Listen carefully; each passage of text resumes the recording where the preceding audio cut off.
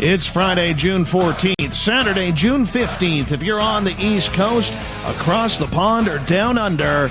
And this, my friends, is Spaced Out Radio.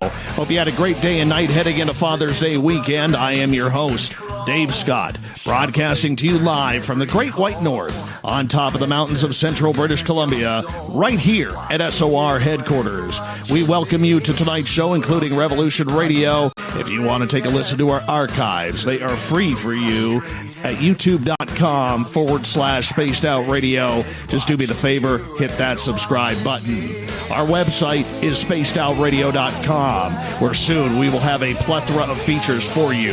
The Gavinators working on it this weekend, so stay tuned. Tonight's show is brought to you by the Mighty Moose Beard Oil Company. It's 100% Canadian, 100% natural, taking care of beards around the world. Visit MightyMooseBeard.com. Use promo code SOR2019 today.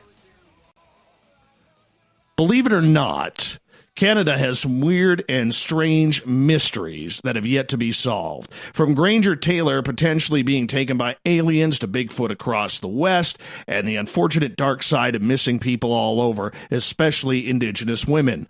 Mike Browne has been spending most of his time working on his Canadian true crime and history podcast called Dark Poutine with his buddy Scott. Mike and Scott have covered stories from coast to coast about a variety of dark subjects. In true Canadian fashion, the pair have mixed emotions about the fact that they likely won't see at any end to the stories they share. Their website is darkpoutine.com. Then in the bottom of hour number 3, I will bring you the SOR Newswire, brought to you by Paranoia Magazine. Mr. Dark Poutine, Mike, how you doing? I am doing amazing. I was so looking forward to this. I know we've been playing a tag, trying to get this to happen, so I'm really grateful that I'm finally here. Yeah, me too. I'm glad to have you here because, you know what? I got to tell you, there's not a lot of Canadians doing this in this field that are having a lot of success. You're one of the few. You have built your podcast being shown right across Canada on Chorus Television Network and sometimes Radio Network, which is absolutely fantastic. Mm-hmm. Why did you get into this? What intrigued you about the mysteries of Canada? I was always interested in this kind of thing. When I was a little kid, I had a couple of weird experiences. One, I was spending the night at my buddy's place, and I woke up in the middle of the night, and I couldn't move. I just couldn't move. The only thing I could move was my eyes. It was like I was paralyzed. And so I was able to look to the side of the bed, and I noticed this thing and at the time, my experience was, I didn't know what it was that I was looking at, but it had like Spider-Man shaped eyes, you know, those almond shaped eyes. Yes. Exactly. And then everything just goes dark, and then I wake up the next morning. So I don't know what I saw, but later on in life, I always described it as I saw Spider-Man, you know, because I was like a 7 or 8 year old. But as I grew up, and I started to, you know, read things like Whitley Strieber's books and other things like Project Blue Book or Close Encounters, those kind of things. I realized I think I saw a gray. I don't know. I think I had an experience with a gray, but you know, I could have been a 6-year-old or 7-year-old dreaming. I'm not entirely sure. Well, you know, I mean, maybe you were dancing with the Greys that night. They have been known to take children. With that weird experience, did it always leave something lost or something inquisitive in your mind? Yeah, totally. I've always kind of had a little question around that. Am I completely insane or something? It just feels like, you know, where'd the rest of that night go? You know, I was terrified. I remember feeling terrified when I saw this thing. But then there's nothing. There's no memory of it after that until the next morning. So when you decided to put this podcast together, Dark Poutine, which is very successful at darkpoutine.com, so our listeners get a good share of it. Yeah. What made you go through Canada's mysteries? Because most people look at us as those boring cousins to the north. You know what I'm saying? Yes, I do. And this is why I wanted to approach it from a Canadian perspective. I wanted to show our neighbors to the south, actually, that us folks up here, up north, have just as many psychos and interesting events that you folks do. It's probably, say we have 10% of the population, but per capita, it probably equals out to be about the same amount. Yeah, there's a lot of weirdos up here. Just come to my town. Come to my town, and you'll see about half of them.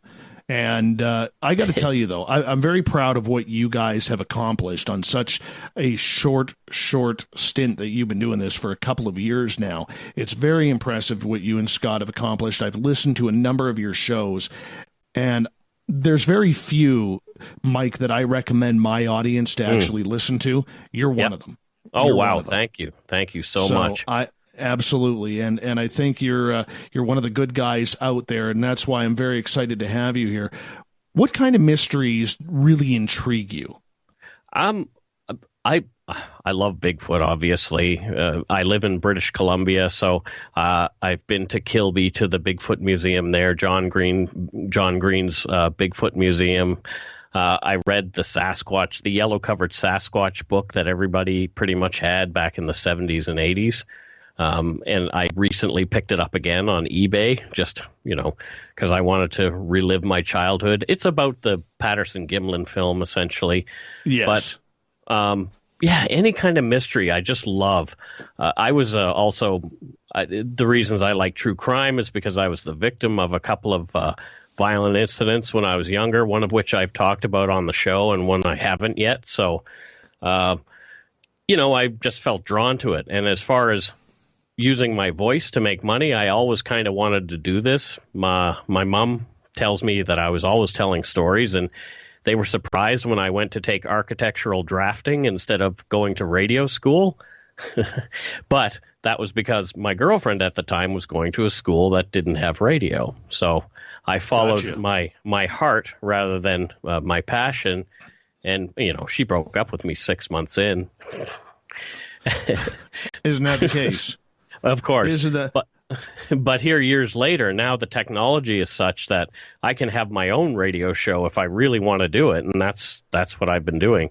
I've been taking runs at the entertainment industry for 25 years, so this overnight success has taken me like quarter of a century. Well, it is a long, hard push to get the message out. And, thank goodness technology has made it easier. You mentioned that you have a real keen interest in Bigfoot. Why is that? What intrigues you about Bigfoot? Well, I think it's the anthropological aspects of it. What is it? There's got to be something out there. I would like to believe that there is something out there. Maybe it's a Neanderthal that, it's a family of Neanderthals or a group or a band or whatever they are that have been able to hide themselves.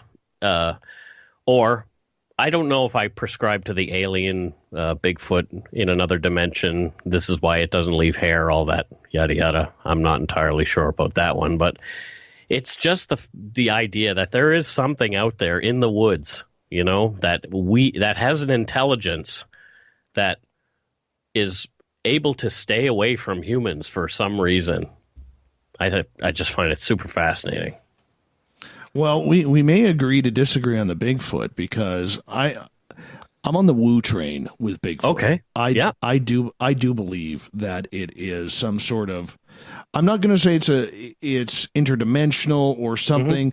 I just think it has some kind of supernatural ability outside of an alien cloaking device. I'm not saying it's an alien. I'm not saying, like the people in Eastern Washington who say Sasquatch should be able to vote, because they're people too. I'm not down that road at all. That's a little too weird. Yeah, that totally is a little too weird, but it does happen. And there are people out there in regards to it. But from my own personal experience, I don't think, and combined with what First Nations people in our area say, Yeah, Or there you go. I don't think we're allowed to say First Nations anymore. I think we have to say Indigenous now. Indigenous, yeah, that's the politically correct term. I'm curious. I think it's my lack of education because I'm just starting to learn about the sort of supernatural aspects to the idea of Bigfoot. So this is all sort of new to me. So it's awesome that we're talking about it because I'm very curious about it. I don't prescribe to those beliefs, not because I'm not open to it. It's just because I don't have enough education around it, really. Well, the big thing when it comes to this, one thing I have learned is find First Nations people or Indigenous people who will talk to you about it. You get those stories, you're going to find the creature. That's what I would love to do because, I love ideas like Wendigo. I did the story about oh my gosh, his name escapes me right now. But essentially, he was a gentleman who lived in Alberta in the 1800s and ended up murdering his entire family because he felt he was possessed by the Wendigo, and he ate his wife and kids essentially. I remember that story. Yeah. Swift Runner. That's his name. Yes. Swift Runner. Yeah. I mean, what's a little cannibalism here and there? What's a little cannibalism? But that's that idea. If I could talk to somebody who is Indigenous and they could help me understand that a little more, it is actually a recognized psychological disease in the. I don't think it's the DSM-V, but one of the manuals for Canadian psychiatrists anyway. When you take these cases that you look at with Dark Poutine, and we're going to get into some of these weird and strange cases coming up after our bottom of the hour break. We got about 4.5 minutes. Sure. What kind of cases do you look for? What intrigues you? Like you mentioned a little bit the topics you like, but how do you delve into them? Take us through how you create your show. Okay, sure. What I look for is something that may be a little off-center, something that you haven't heard of. I mean, I could talk about, I've done it. I've talked about Clifford Olson. I've talked about Paul Bernardo. But I want to talk about just something just a little different, something that maybe all Canadians haven't heard about. The news here in Canada is really regional.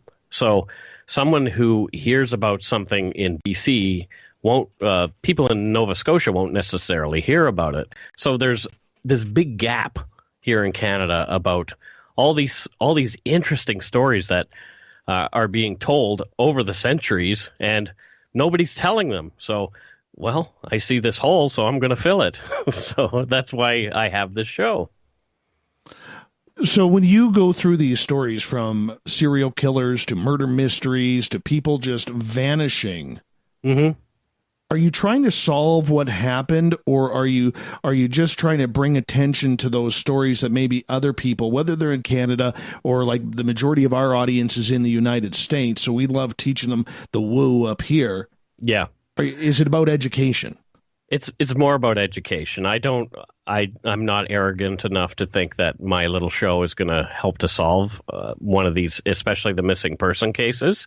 I would love it if it did. But I wouldn't take credit for that. It would just be, somebody happened to hear us talk about it and something was triggered in their head, But yeah, it's all about education. It's about talking to people about stories that they may not have heard of. And Scott and I, the way we approach it, we're really good buddies. And essentially his role in the show is he comes over once a week and I tell him a story for about 2 hours. And then I go away and edit it and then start to work on the next one. So he's my sounding board. He's my audience. He's the humanity in the story. Like if you've listened, you'll hear him, a lot of exclamations from him on the stories. And I hope to be telling him stories that he's not really familiar with. So I really get a good reaction out of him. So when you're looking for these on-ball, quirky stories that are out there, whether it's the missing feet on the West Coast, or which we should get into, we really get into that. We definitely should. We could actually start that one at the after our bottom of the hour break. But when you get into those weird, strange stories, do you ever think that, geez, what if that serial killer is actually listening to what I'm saying? I think about that. Out like that. I think about that every single show. And I do actually get messages from family and friends of, sometimes friends of the people who are the criminals. So Canada is like a very small town. If somebody is listening, I have 100,000 people listening every week. So, and it's growing. So obviously in Canada, we're a pretty small country. If there's that many people listening across the country, then eventually somebody is going to hear something that is personal to them. And I get email after email about it. Have you ever been ripped about covering a certain topic by listeners or by one of those fans who has or listeners who has a personal connection to it? Yes. And I'd rather not get into who or what happened. But one family member was very upset with us, with one of the cases we presented. And she was threatening to sue Global and threatening to sue us. It was very ugly. And I went away from it terrified. We added a disclaimer to our show, and I was just wondering what was going to happen. But Global had our backs, and they had their lawyers send a letter after reviewing everything and saying we didn't defame anybody or anything like that. However, a month later, I get a note from the RCMP about this specific case, and they said, we heard you were having trouble with this person. Just to let you know, the narrative that you gave was more accurate than the narrative that person wants to give. So, oh my goodness. Yeah. Oh my goodness. Mike Browne is our guest tonight on Spaced Out Radio. He is from a great podcast called Dark Poutine, which talks about Canada's hidden secrets, mysteries, missing people, UFOs, paranormal. They hit it all. We're going to get into the missing feet of British Columbia with Mike coming up right after this.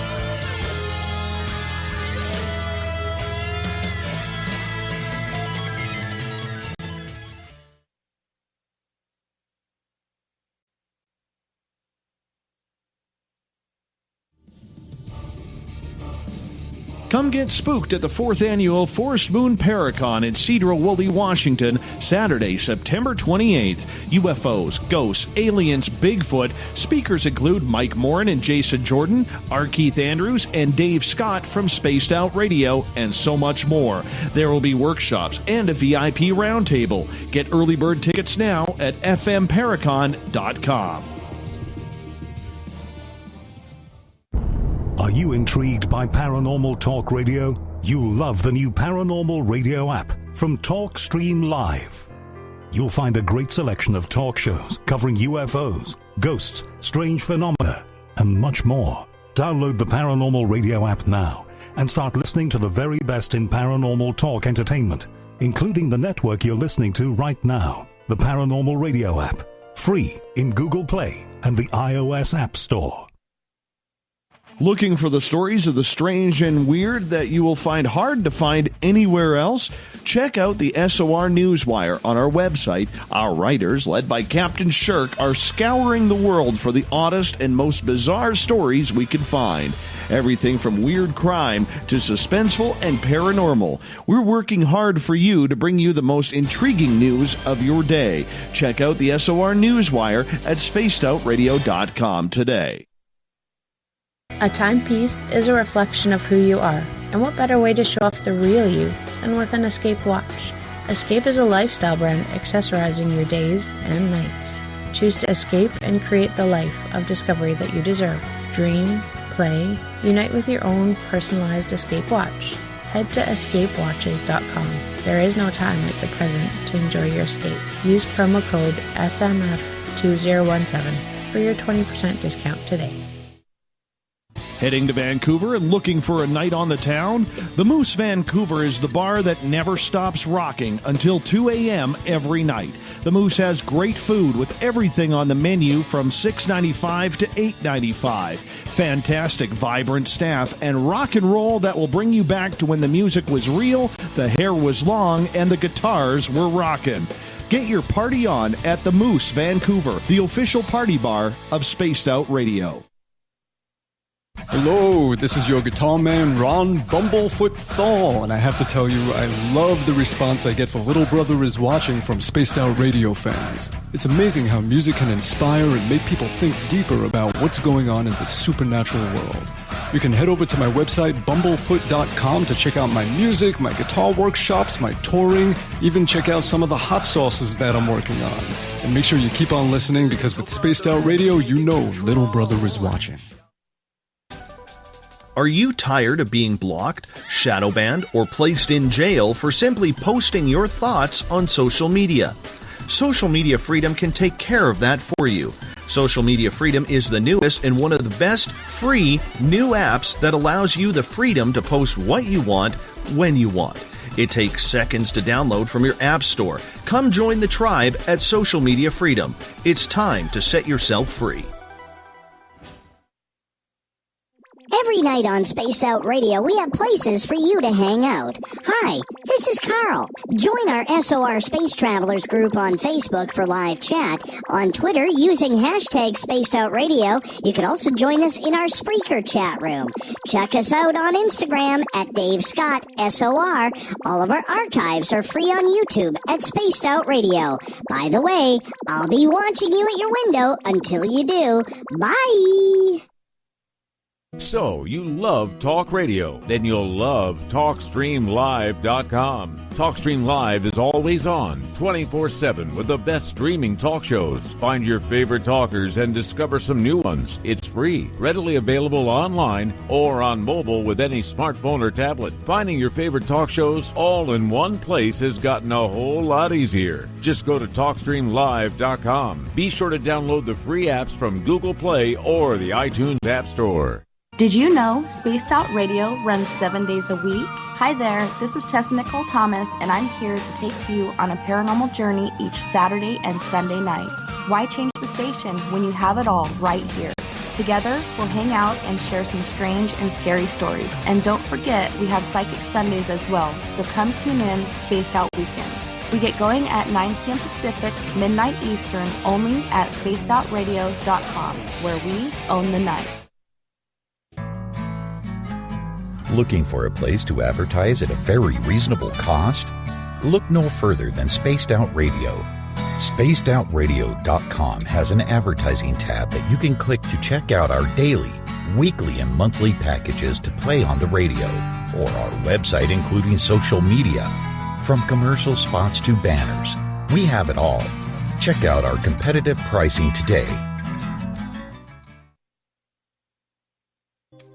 We're bringing scientific thought to the paranormal. Hi there, this is Spaced Out Radio scientist Chris Cogswell. Join me, Chris Zuger, and Dave Scott the second Wednesday of every month, where we break down the who from the woo when it comes to everything paranormal. We'll investigate and try to bring sensible answers to those straight and sometimes outlandish questions people have. Hey, not everything has an answer, but we'll do our best. Listen in to Reality Paranormal only on Spaced Out Radio. Coming soon to our website, spacedoutradio.com, is the SOR Space Travelers Club. For just $5 a month, you can get into a private area on our site where you can hang with other listeners in our chat room, post in our forum, and check out a bunch of exclusive content and store that won't be found anywhere else, including a nightly after-show party with Dave. It's going to be the best $5 a month you're going to spend. The SOR Space Travelers, only at spacedoutradio.com. Coming up this September 21st and 22nd, all UFO eyes will be focused on Toronto for the 4th Annual Alien Cosmic Expo. Come listen to some of the biggest names and experiencers in ufology. Travis Walton, Paul Hellyer, Richard Dolan, Paula Harris, Grant Cameron, Randy Kramer, and Spaced Out Radio's own Dave Scott. Tickets are on sale now at aliencosmicexpo.com.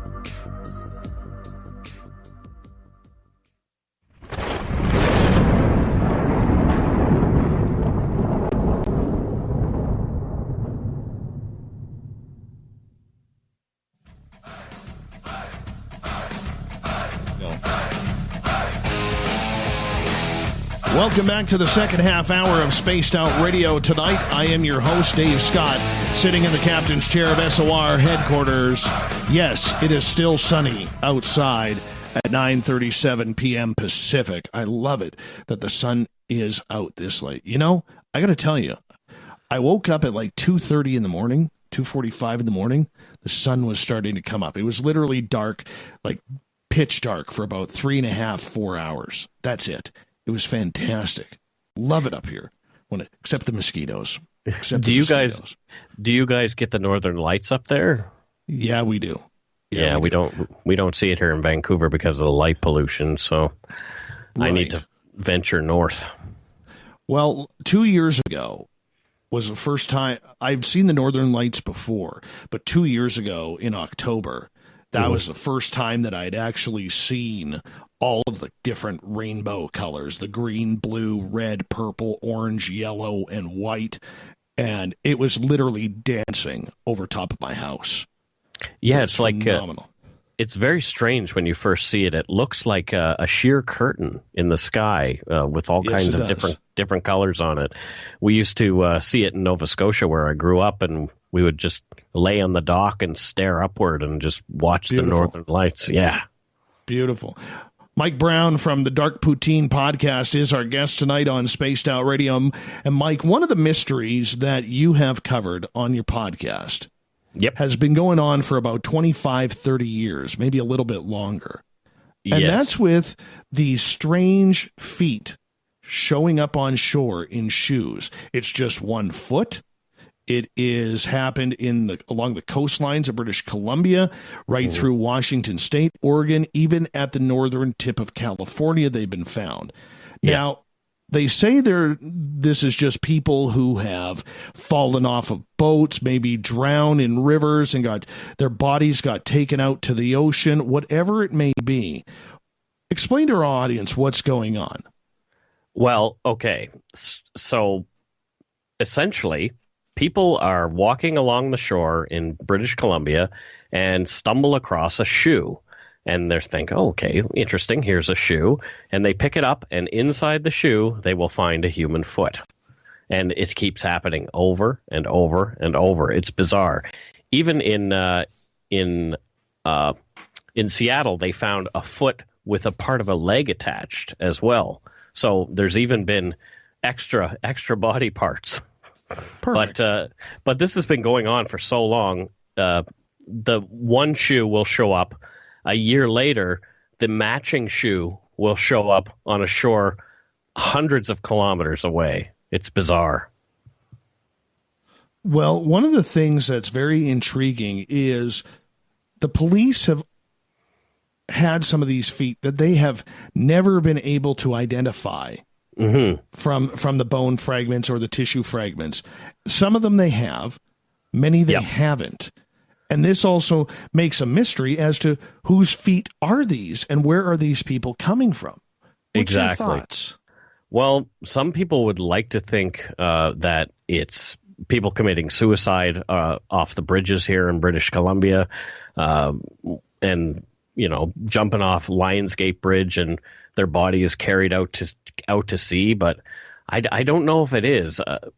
I would like to think that it's got to be something a little more nefarious is going on. Some people believe that it might be a serial killer in our area operating and disposing of the bodies in pieces all over the place in the ocean. So I have a feeling that it might be that.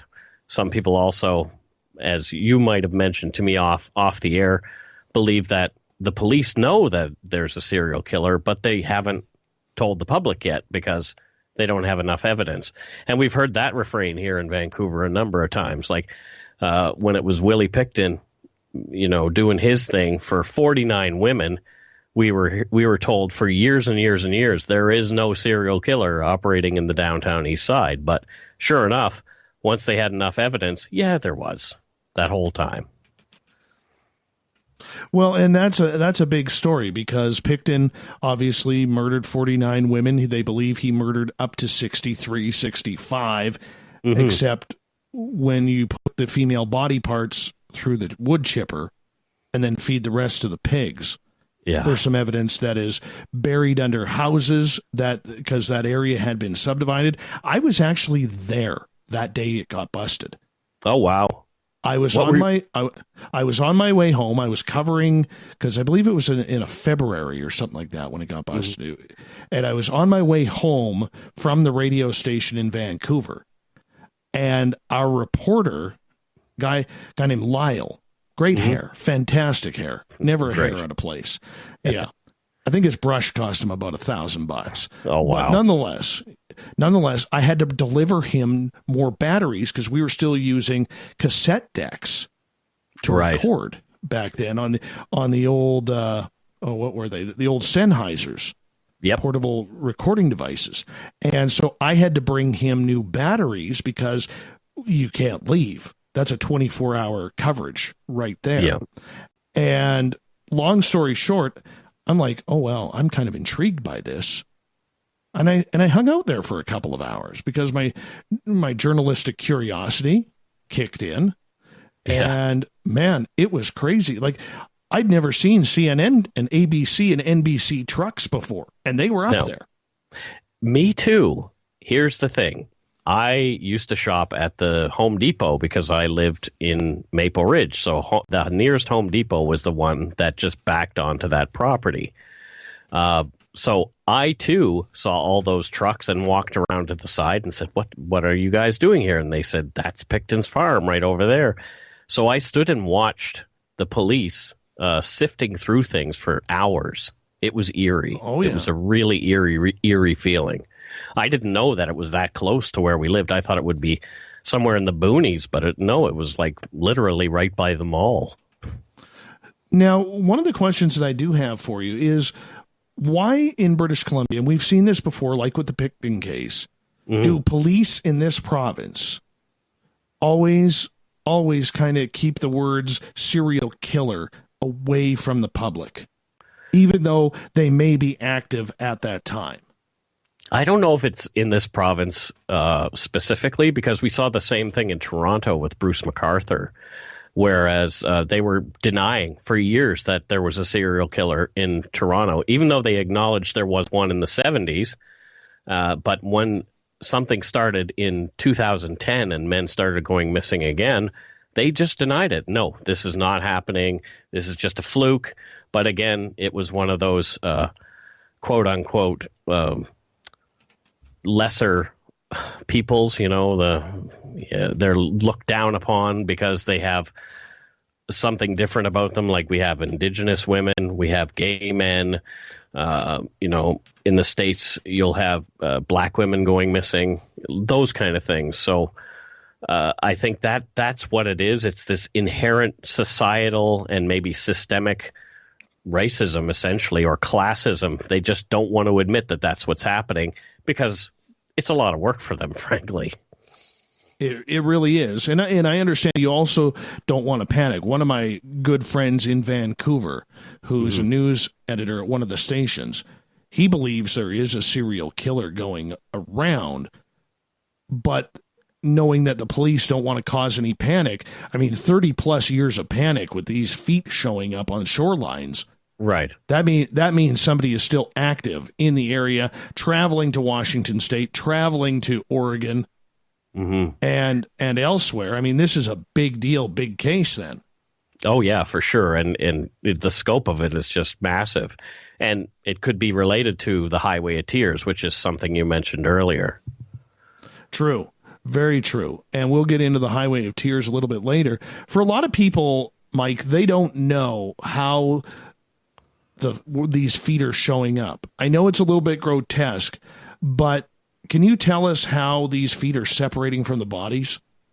So essentially what happens is the shoe acts as a protective agent for the foot, and the ankle is exposed to the water and just essentially just rots away as, animals or whatever chew away at it. And most shoes will float, so they'll find them. If it's floating, it will be floating essentially with the foot or the bottom down, because a lot of shoes are light now, and the bottom will be down, and you'll be able to see inside the shoe from top down, essentially. But yeah, they just separate from the body, and there's like fat deposits or something, adipose. I'm not entirely sure of the science of how it works. I'm not a DNA or a forensic specialist, so all I know is that essentially it's because of the shoes that they're finding the feet. It's like the shoes are the tell that something is going on. Well, and that's the big thing, too, is that the fish in the Georgia Strait or Strait of Juan de Fuca or Hecate Strait, they're eating the bodies. That's the gross part. The crabs, the mollusks, sturgeon, they're eating the bodies. Mm-hmm. And that's what's causing the shoes to all of a sudden float up to the surface. Yeah. And then just goes, do. Oh, shoreline. Yeah. There we go. Merrily along. And then, yeah. And then some child finds a shoe with a foot in it and is traumatized for the rest of his or her life. Yeah, it happens. I mean, hey, everybody's got to go through it once or twice, right? Exactly. But, no, and I don't mean to make fun of that, but this is what's going on. And the one thing that is really bothering me is, do the police have enough DNA from these bone fragments / tissue fragments left to be able to identify the people who are still unidentified? I believe, because they're not skeletized, I believe they can extract DNA from these feet. Depends on how long they're floating around, because some of them have been floating. They've determined that some of them, especially the people that they've identified, they go missing 5 years ago, and then here comes a foot, 5 years later, washing up on the shore. Men's blue and white Nike running shoe, a woman's size 11 New Balance, all that kind of stuff. And people have thought drug cartels, maybe, somebody is a mule and they need to be done away with. So hack them to pieces and throw them overboard. We're done with those people, Well, I mean, it also is a scary look into potential human trafficking. Absolutely. And that's a really big thing lately. That's getting a lot more attention. My wife we were in Las Vegas, and my wife noticed as she was sitting down to do her business in the washroom, on the door inside the washroom was written, "Are you being trafficked? If so, please contact the nearest security guard or call this number." That's how prevalent it is. And she said after that, she noticed it in more than one of the casinos that we went into. So it's happening everywhere. Yeah, that is very, very sad. Very, very sad that it's going on. I got questions from our audience here, and this one comes from Trip in the chat room, who is asking, why is it only one shoe? Well, that's a great question. I think, the shoes, maybe the second shoe didn't separate from the body at the same time. I don't know if the crabs and the mollusks are that efficient to be able to chew that quickly, or who knows? It depends on the currents, all that kind of thing. Maybe one just caught the right current and washed up. It's very strange that it is only one, but it's never two together. Well, it's weird because very few times has the pair actually been found. I think out of like the 30 or 40 feet, there's only been like 2 or 3 where the matching other foot has shown up. Yeah, that's right. Yeah. And one of them was actually, they identified as somebody who was severely depressed, left a note, said, "I'm going to do myself in." And they believe that person actually did jump off a bridge. However, that doesn't necessarily mean that every single shoe that we find floating is someone who jumped off a bridge. It's just an easy explanation for everybody to point to. Well, it happened this time, so it had to have happened every other time. The only thing we can explain is this one situation, but now they use it as a blanket explanation for everything else. One of the things that I wanted to talk to you about is, you mentioned Robert Pickton, Canada's worst serial killer. And I do have to ask you, did you ever investigate the fact that he may have been connected one way or another with the Green River killer, Gary Ridgway? I did investigate that personally, but I couldn't find any evidence of it. they were definitely operating at the same time and in the same area. And but Ridgway I think Ridgway would talk. He seems to be somebody who likes to talk. I'm not sure Picton would, but I think if they did know each other, Ridgway would talk. Yeah, because so much happened at that Piggy's Palace bar. I mean, literally, these girls were being murdered while there's an after-hours party going on. Right. I used to work with a gentleman who he was a motorcycle enthusiast, let's just say. And he worked for me in the movie business. And he used to tell me that he did security at Piggy's Palace. And there is a lot of word about a room with plastic on the floor, lots of lights, and a movie camera. So take that for what it's worth. But few people think that they were making snuff movies there. Ew, that's terrible. Yeah. I had my former sister-in-law, God rest her soul. She's deceased now. She was one of the lost souls of East Vancouver. And for people who don't know, the east side of downtown east side of Vancouver is considered the poorest area in Canada. Yeah. And it's got just a brutal, brutal heroin, fentanyl, drug problem. It's an open drug market. Yeah. Oh, yes. Yeah. And she ended up passing away from a heroin overdose, which we're going back probably 6-7 years now. But during one of her sober stages, I actually asked her point blank if she knew any of the girls. Yeah. And she said, yes, I knew quite a few of them. She goes, in fact, we were telling police for 3 years previous to this, you've got to check out this farm in Coquitlam. This is where these girls are going, and they're never coming back. They knew the vehicle. Yep. They knew everything, because Robert Picton eventually had to change his vehicle and get people to start picking up women for him, because nobody would get in a vehicle with them. The girls who were being killed knew who this guy was, and the police literally did nothing about it. Yeah. Yep. He even had a girl who would go with him to make the other girls feel safe.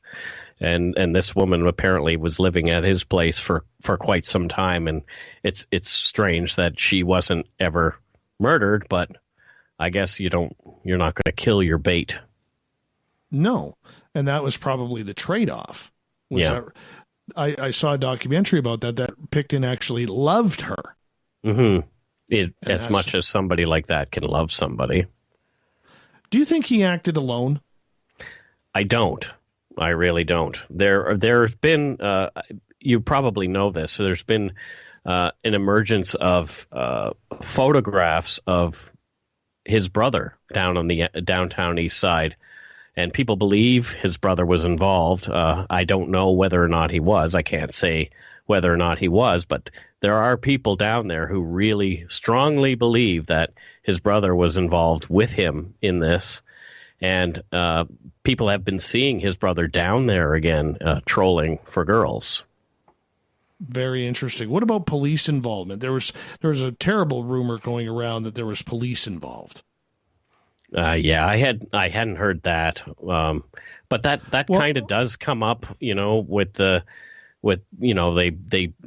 was the beating of the gay men in Stanley Park that time, and in a way, I think the police were involved by how they just turned a blind eye to it, but I don't know. I haven't heard anything as far as they were directly involved with disposing of people. Yeah, I don't think it was so much that, but they were turning a blind eye to it because they felt somebody was doing some easy justice of cleaning up the downtown east side. There you go. And that I actually do agree with. I do agree that systemically, that is what was happening down there. Yeah, if those people go missing, that's one less person for us to deal with. Absolutely. Mike Browne is our guest tonight from Dark Poutine Podcast. DarkPoutinePodcast.com is the website. We got about 2 minutes left with you before we got to go to break at the top of the hour, Mike. In regards to this, do you think that we'll ever be able to get real closure on the Picton case? because there are so many bodies that are potentially living underneath houses. Because for people out there who are listening, the Pictons actually subdivided their farm after they had put Willie had put some of these girls through a wood chipper. Yeah. And spread the bones and the cartilage and everything underneath the ground in with the dirt. So there are bodies that they would have to tear up this entire subdivision to get that DNA. Do you think we're ever going to know how many people he really killed? No, I do not. I don't think the government has him in jail. They tried him for 6, even though he's admitted to 49. But they tried him for 6. That was a long, arduous trial and expensive. I don't think it's worth the system's financial situation to go ahead and do that, to try and remove people from their homes and dig things up and those kind of things. It's not going to happen. There's no appetite for it, even though these poor women, their families are crying for this kind of thing and crying for him to be tried properly for the murders that he's admitted to. It's never going to happen. It's really too bad. Really too bad, because there's a lot of families who will never be able to get closure. But you know what? Even more sickening is that people actually bought houses on that property. I could just imagine how haunted those houses are. I would not want to set foot in any of those. Well, they're only selling for about $800,000 a piece in that area. Ugh. Don't get me going about Vancouver real estate. Oh, my goodness. Yeah, that's a paranormal anomaly as it is. But think about that. You can buy a house, and I'm not even being sarcastic here. You can buy a house on the former Picton property now. Yes. For about $800,000. So you're paying $800,000 for a potentially haunted house. Yep. Great. Not fun. No. Not fun. Mike, you hold on. We're going to go to break here at the top of the hour. Mike Browne is our guest tonight on Spaced Out Radio. He's from the Dark Poutine podcast. If you haven't checked it out, you have to. It is that good. DarkPoutinePodcast.com. If you want to check it on out, I highly suggest you do. We'll be back with more Canadian mysteries on Spaced Out Radio right after this.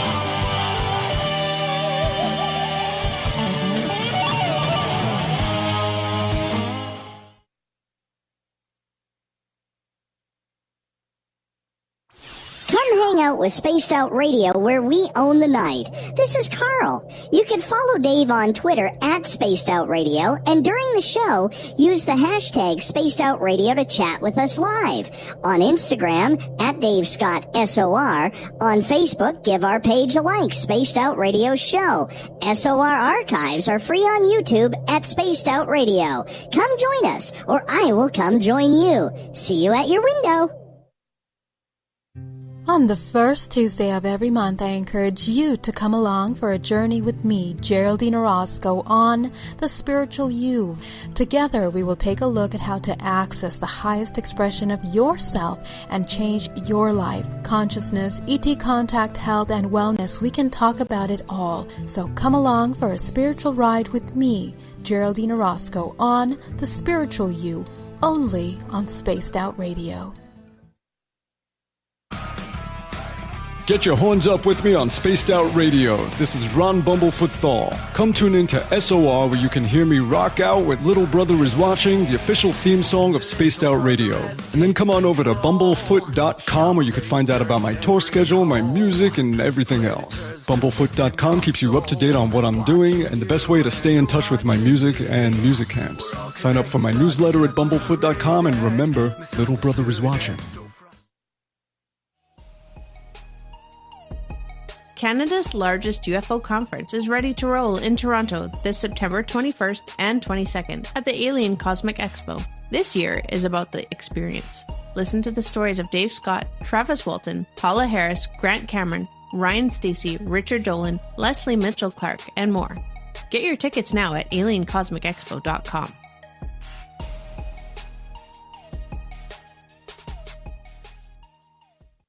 Find your escape where time has no limits.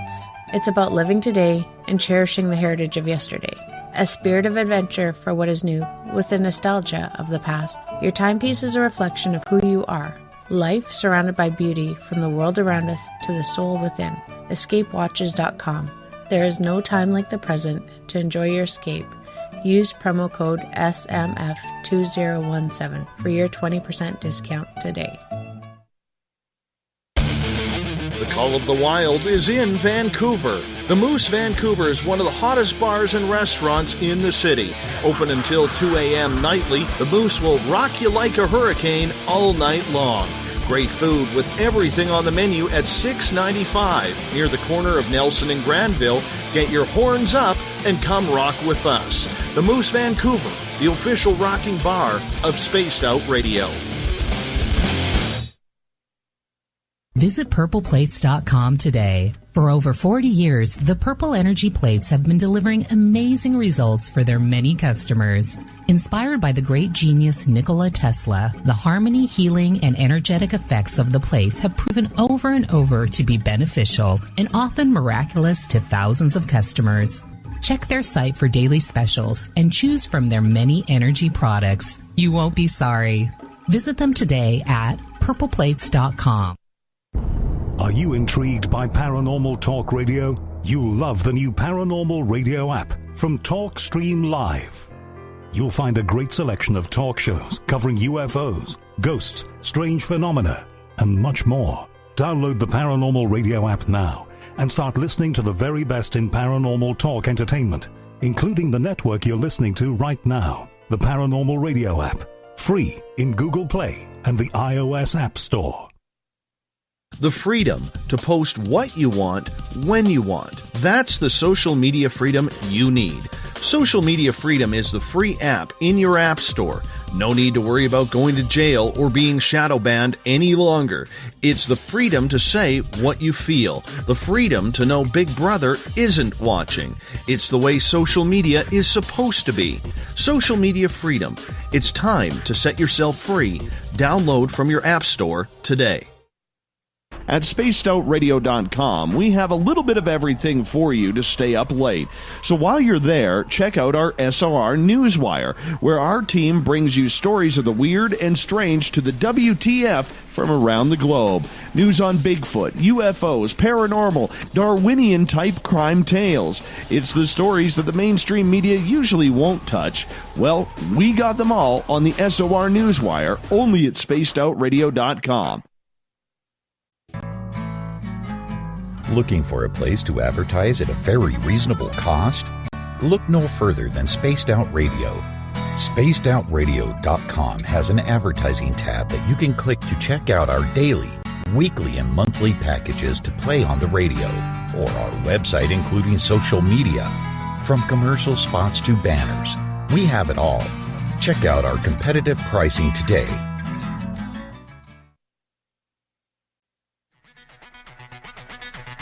Come get spooked at the 4th Annual Forest Moon Paracon in Cedar-Woolley, Washington, Saturday, September 28th. UFOs, ghosts, aliens, Bigfoot. Speakers include Mike Morin and Jason Jordan, R. Keith Andrews, and Dave Scott from Spaced Out Radio, and so much more. There will be workshops and a VIP roundtable. Get early bird tickets now at fmparacon.com. We are getting ready to relaunch the SOR Space Travelers Club at spacedoutradio.com. For $5 a month, you can join us for a plethora of features found nowhere else. Hang out in a private chat room during the show and after party. You can check out some exclusive content and a store specifically for you, as well as a private listener forum where you can post your thoughts, stories, and pictures. The SOR Space Travelers Club, coming soon to spacedoutradio.com. You hear footsteps in the empty room above you. A rocking chair begins rocking by itself. Don't be afraid of the things that go bump in the night. Reach for Spirit Storybox, the iPhone app the Huffington Post UK called the only ghost hunting app you will ever need. Spirit Storybox. The spirits are telling their stories. Are you listening? We're bringing scientific thought to the paranormal. Hi there. This is Spaced Out Radio scientist Chris Cogswell. Join me, Chris Zuger, and Dave Scott the second Wednesday of every month, where we break down the who from the woo when it comes to everything paranormal. We'll investigate and try to bring sensible answers to those straight and sometimes outlandish questions people have. Hey, not everything has an answer, but we'll do our best. Listen in to Reality Paranormal only on Spaced Out Radio. So, you love talk radio? Then you'll love TalkStreamLive.com. TalkStream Live is always on, 24/7, with the best streaming talk shows. Find your favorite talkers and discover some new ones. It's free, readily available online or on mobile with any smartphone or tablet. Finding your favorite talk shows all in one place has gotten a whole lot easier. Just go to TalkStreamLive.com. Be sure to download the free apps from Google Play or the iTunes App Store. You're listening to Spaced Out Radio with Dave Scott. Follow Dave on Twitter @Spaced Out Radio and on Facebook, Spaced Out Radio Show. Welcome back to the second hour of Spaced Out Radio tonight. I am your host, Dave Scott. Thank you so much for being with us. This weekend, while I am off finding my zen, my chi, maybe catching some fish for Father's Day weekend, Tessa Nicole Thomas is back with Spaced Out Weekend, 9:06 Pacific, 12:06 a.m. Eastern at spacedoutradio.com. Hi to everyone on our terrestrial affiliates, KDNF, AM 1560 in Dangerfield, Texas. Down in New Orleans, 107.7 FM, UPRN. In Noonan, Georgia, WQEE 99.1 FM. KDUN, AM 1030 in Reedsport, Oregon, and in Ridgecrest, California, KZFX 93.7 FM. Remember, we're also on the digital side on Revolution Radio. Just go to revolution.radio. It is right there, and you can check out all of our archives for free at youtube.com/Spaced Out Radio. They are free for you. Don't forget to hit that subscribe button. The Desert Clam has set the password for tonight in the SOR Space Travelers Club, Galactopode. Galactopode is your password. Make sure you use it wisely, Space Travelers, as the Clam sets the password each and every night right here on the mighty SOR. Our website is spacedoutradio.com, where we have a plethora of features for you. Rock out to Bumblefoot. That's coming soon. More features as well. The Gavinator is on duty. spacedoutradio.com. Everything's being rebuilt right now. Darkpoutine.com is the website for our guest tonight, Michael Browne, who has one of the most popular podcasts in Canada, talking about some weird, strange Canadian mysteries. And we're going to go to Vancouver Island now. And a few weeks ago, we actually touched on this subject about Granger Taylor. This is a man who put a note saying that he was going to be abducted by aliens on this date. However, a few weeks later, police actually found his vehicle blown up in one of the mountains near Duncan, British Columbia. Mike, tell us about the story. So Granger was a master mechanic, and he built essentially a spaceship, but it didn't go anywhere. It was essentially, it looked like a UFO on his property.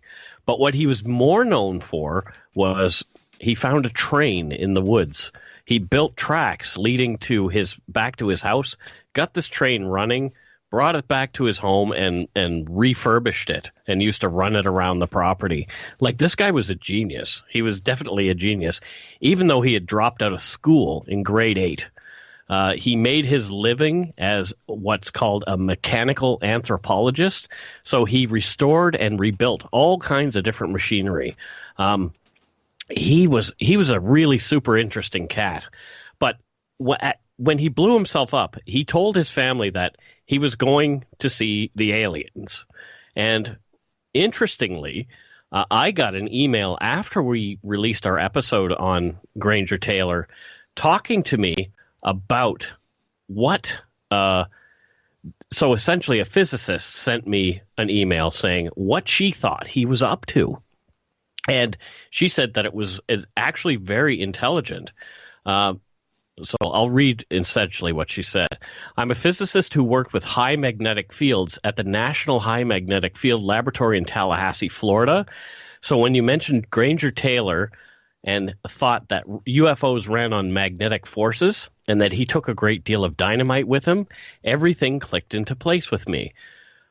Magnetic fields upwards of 1,000 Tesla MRIs generate around 3, can be reached by exploding dynamite and by exploding dynamite around an electromagnet and compressing the magnetic flux.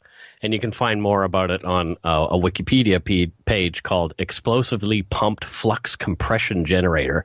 So I think Granger had a really good idea of anti-gravity and what he needed to do to send himself into space. They've never found his body, so who knows? Maybe he did actually succeed and send a part of his truck into space. Who knows?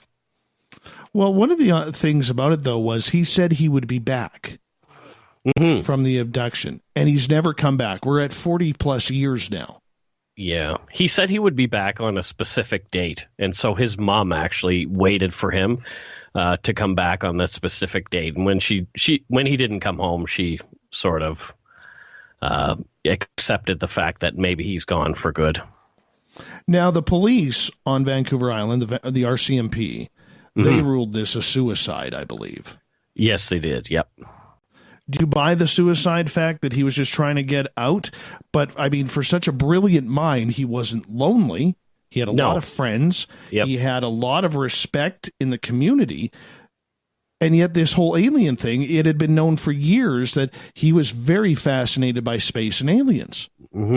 I think he accidentally killed himself in an experiment. It was him trying to do what he said that he was trying to do, which was communicate with aliens in some way, build a craft that would take him into space. So I think maybe his calculations were off or something like that, and it was a complete accidental suicide. I don't think he wanted to die. But there was never any DNA found in the area of him, was there? No. Not that I'm aware of. Do people in that area, and I realize where he allegedly blew himself up, do people in that area ever recall hearing an explosion? No, I think it was far enough away that they don't recall hearing it. And strangely, that same night, there was a very large electrical storm. So even if they had heard it, they probably would have thought that it was just thunder. But it's interesting that he would plan this on that exact at that time. Maybe the electrical storm figured into his calculations. Or maybe the electrical storm started off the explosion. Could have. It could have. Now, with that case, though, I do recall, and maybe I'm a little too woo for this, but I swear I recall that a couple days before that, there was a major UFO sighting in that area. Yes. Yep.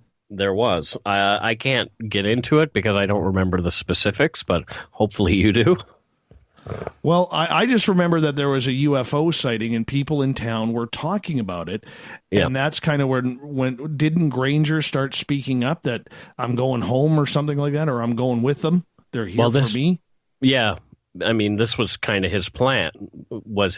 So maybe that was why he chose that moment to go, because maybe he had been communicating with them. We'll never know because he's not here to talk to us. Be weird if all of a sudden one day he just shows up. I'd love to talk to him. Would I ever love to talk to him? Like Richard Dreyfuss showing back up from Close Encounters kind of thing. The things he's probably seen.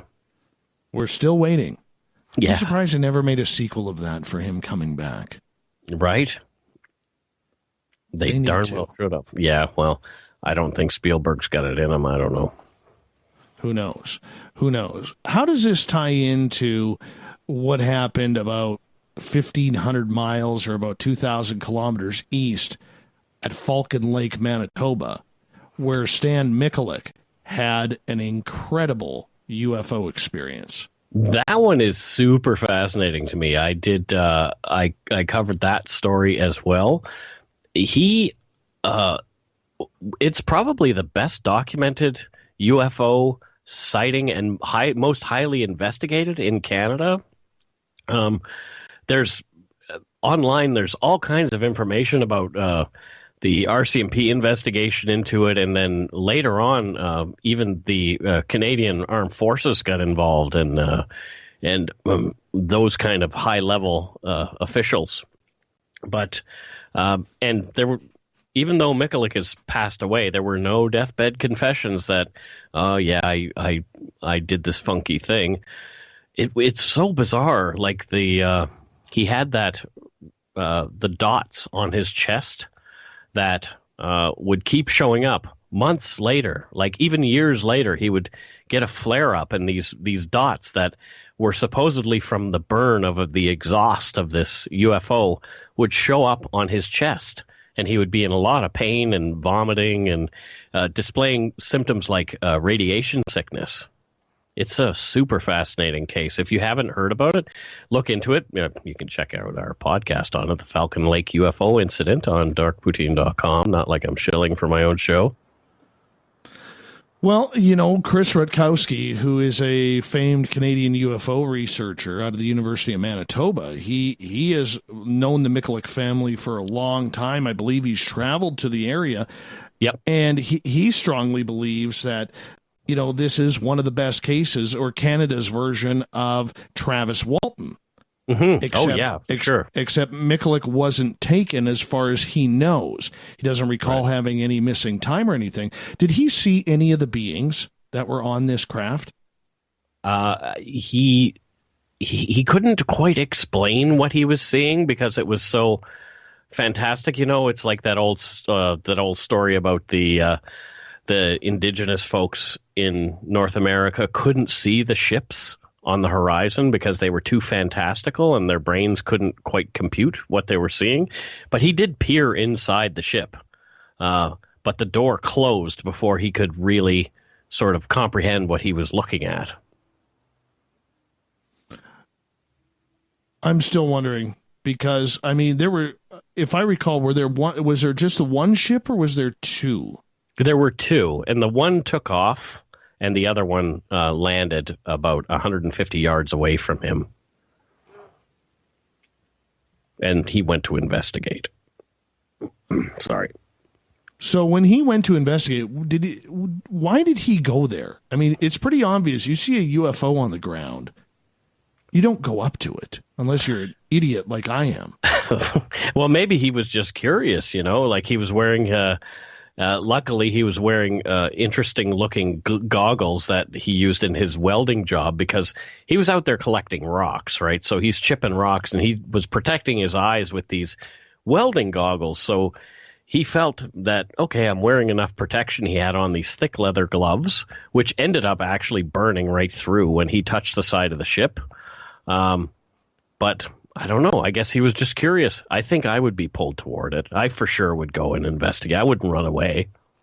And he was walking up to the ship, speaking various different languages.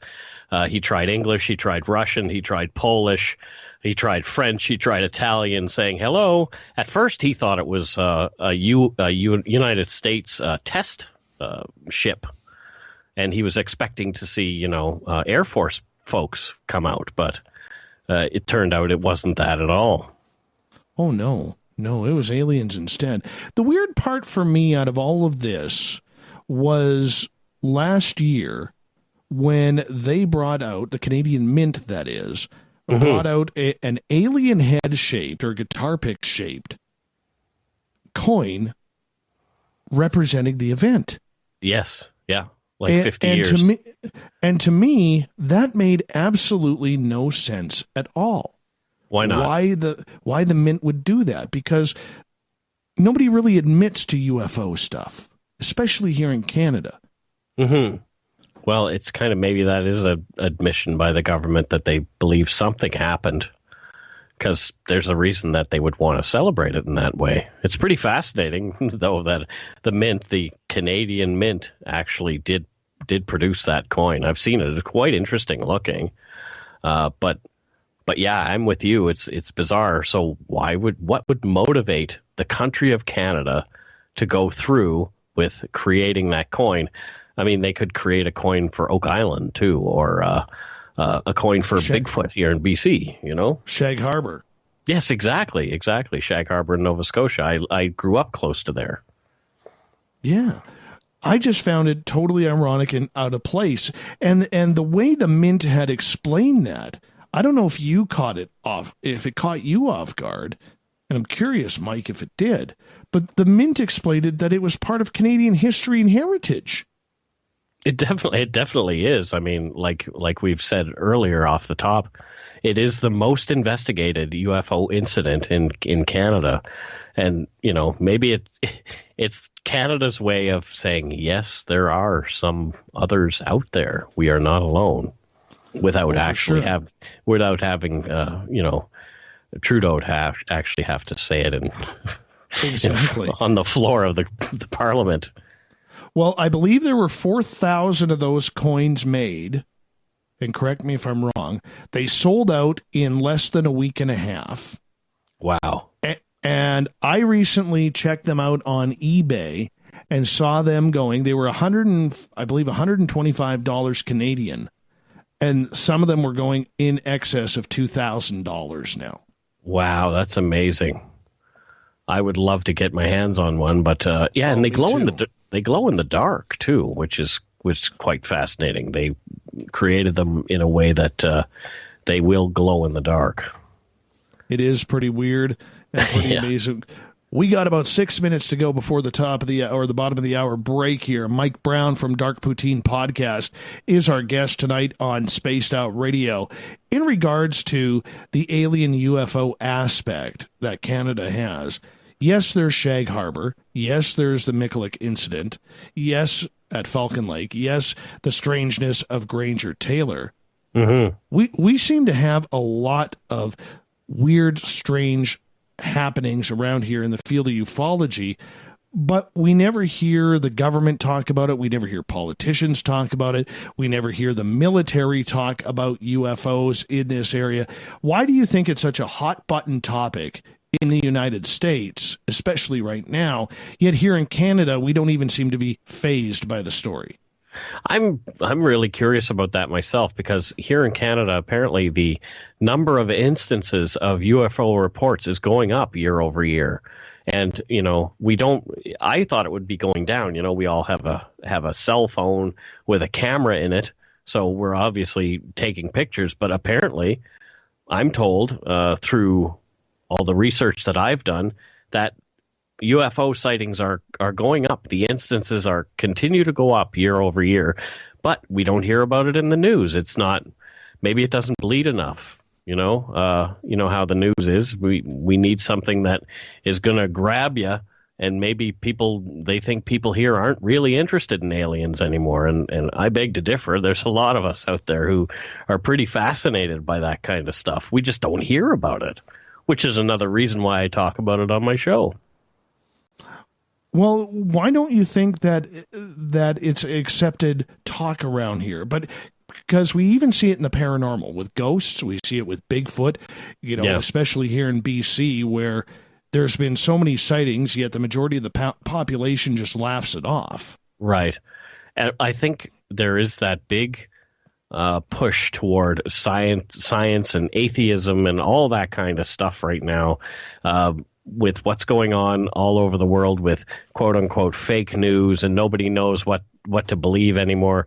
They're struggling to believe whether or not the U.S. president said what he did in the context that he says it, let alone worry themselves about aliens, you know? So I think that's got a part to do with it, is people are just focusing on other things now, but they have these other mysteries to worry themselves about. Is like, what is the government actually up to now?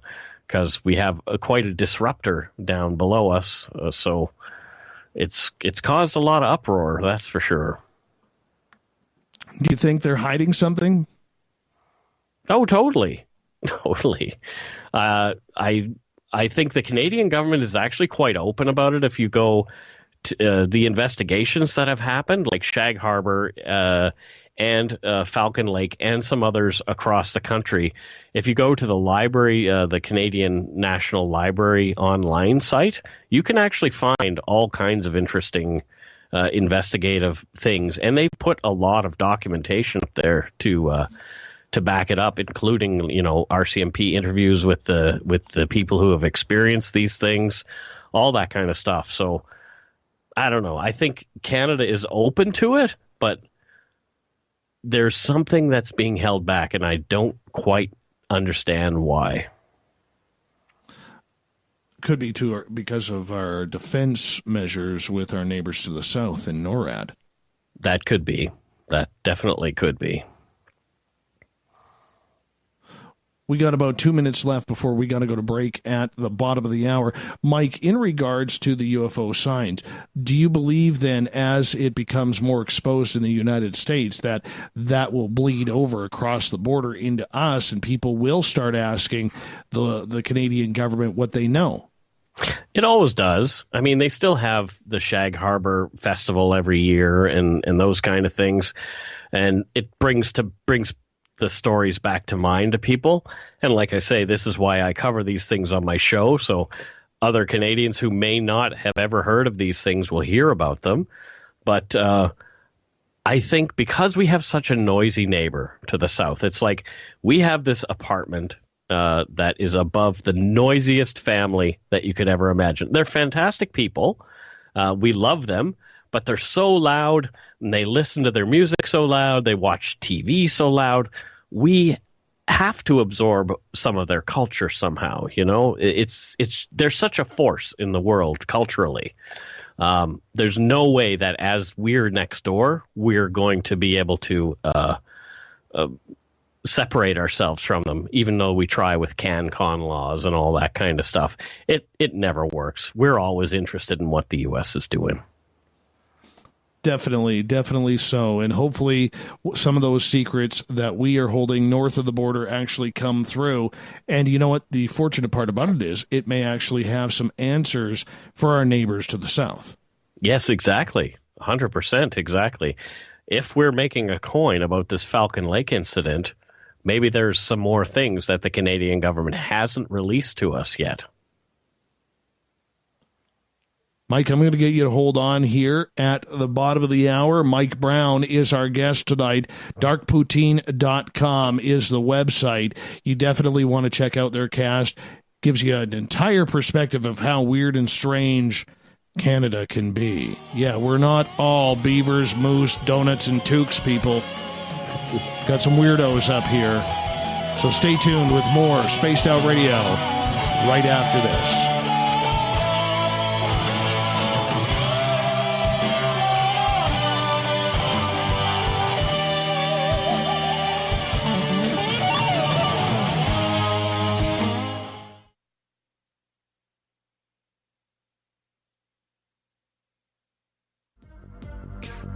Coming up this September 21st and 22nd, all UFO eyes will be focused on Toronto for the 4th Annual Alien Cosmic Expo. Come listen to some of the biggest names and experiencers in ufology. Travis Walton, Paul Hellyer, Richard Dolan, Paula Harris, Grant Cameron, Randy Kramer, and Spaced Out Radio's own Dave Scott. Tickets are on sale now at aliencosmicexpo.com. Did you know Spaced Out Radio runs 7 days a week? Hi there, this is Tessa Nicole Thomas, and I'm here to take you on a paranormal journey each Saturday and Sunday night. Why change the station when you have it all right here? Together, we'll hang out and share some strange and scary stories. And don't forget, we have Psychic Sundays as well, so come tune in Spaced Out Weekend.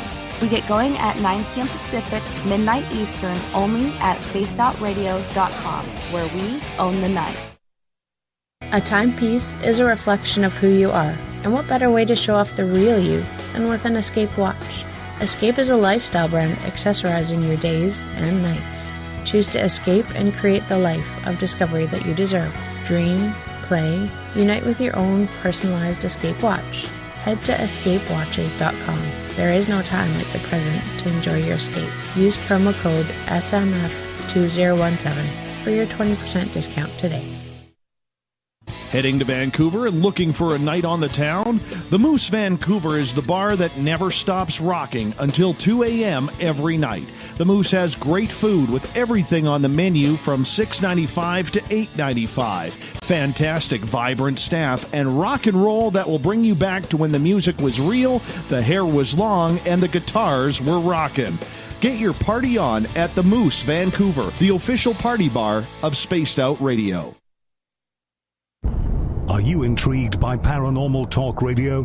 You'll love the new Paranormal Radio app from TalkStream Live. You'll find a great selection of talk shows covering UFOs, ghosts, strange phenomena, and much more. Download the Paranormal Radio app now and start listening to the very best in paranormal talk entertainment, including the network you're listening to right now, the Paranormal Radio app, free in Google Play and the iOS App Store. Every night on Spaced Out Radio, we have places for you to hang out. Hi, this is Carl. Join our SOR Space Travelers group on Facebook for live chat. On Twitter, using hashtag Spaced Out Radio. You can also join us in our Spreaker chat room. Check us out on Instagram at Dave Scott SOR. All of our archives are free on YouTube at Spaced Out Radio. By the way, I'll be watching you at your window until you do. Bye! So, you love talk radio? Then you'll love TalkStreamLive.com. TalkStream Live is always on, 24/7 with the best streaming talk shows. Find your favorite talkers and discover some new ones. It's free, readily available online or on mobile with any smartphone or tablet. Finding your favorite talk shows all in one place has gotten a whole lot easier. Just go to TalkStreamLive.com. Be sure to download the free apps from Google Play or the iTunes App Store. Are you tired of being blocked, shadow banned, or placed in jail for simply posting your thoughts on social media? Social Media Freedom can take care of that for you. Social Media Freedom is the newest and one of the best free new apps that allows you the freedom to post what you want, when you want. It takes seconds to download from your app store. Come join the tribe at Social Media Freedom. It's time to set yourself free. Hello, this is your guitar man, Ron Bumblefoot THAL, and I have to tell you, I love the response I get for Little Brother is Watching from Spaced Out Radio fans. It's amazing how music can inspire and make people think deeper about what's going on in the supernatural world. You can head over to my website, bumblefoot.com, to check out my music, my guitar workshops, my touring, even check out some of the hot sauces that I'm working on. And make sure you keep on listening, because with Spaced Out Radio, you know Little Brother is watching. Looking for the stories of the strange and weird that you will find hard to find anywhere else? Check out the SOR Newswire on our website. Our writers, led by Captain Shirk, are scouring the world for the oddest and most bizarre stories we can find. Everything from weird crime to suspenseful and paranormal. We're working hard for you to bring you the most intriguing news of your day. Check out the SOR Newswire at spacedoutradio.com today. Come get spooked at the 4th Annual Forest Moon Paracon in Cedar-Woolley, Washington, Saturday, September 28th. UFOs, ghosts, aliens, Bigfoot. Speakers include Mike Morin and Jason Jordan, R. Keith Andrews, and Dave Scott from Spaced Out Radio, and so much more. There will be workshops and a VIP roundtable. Get early bird tickets now at fmparacon.com.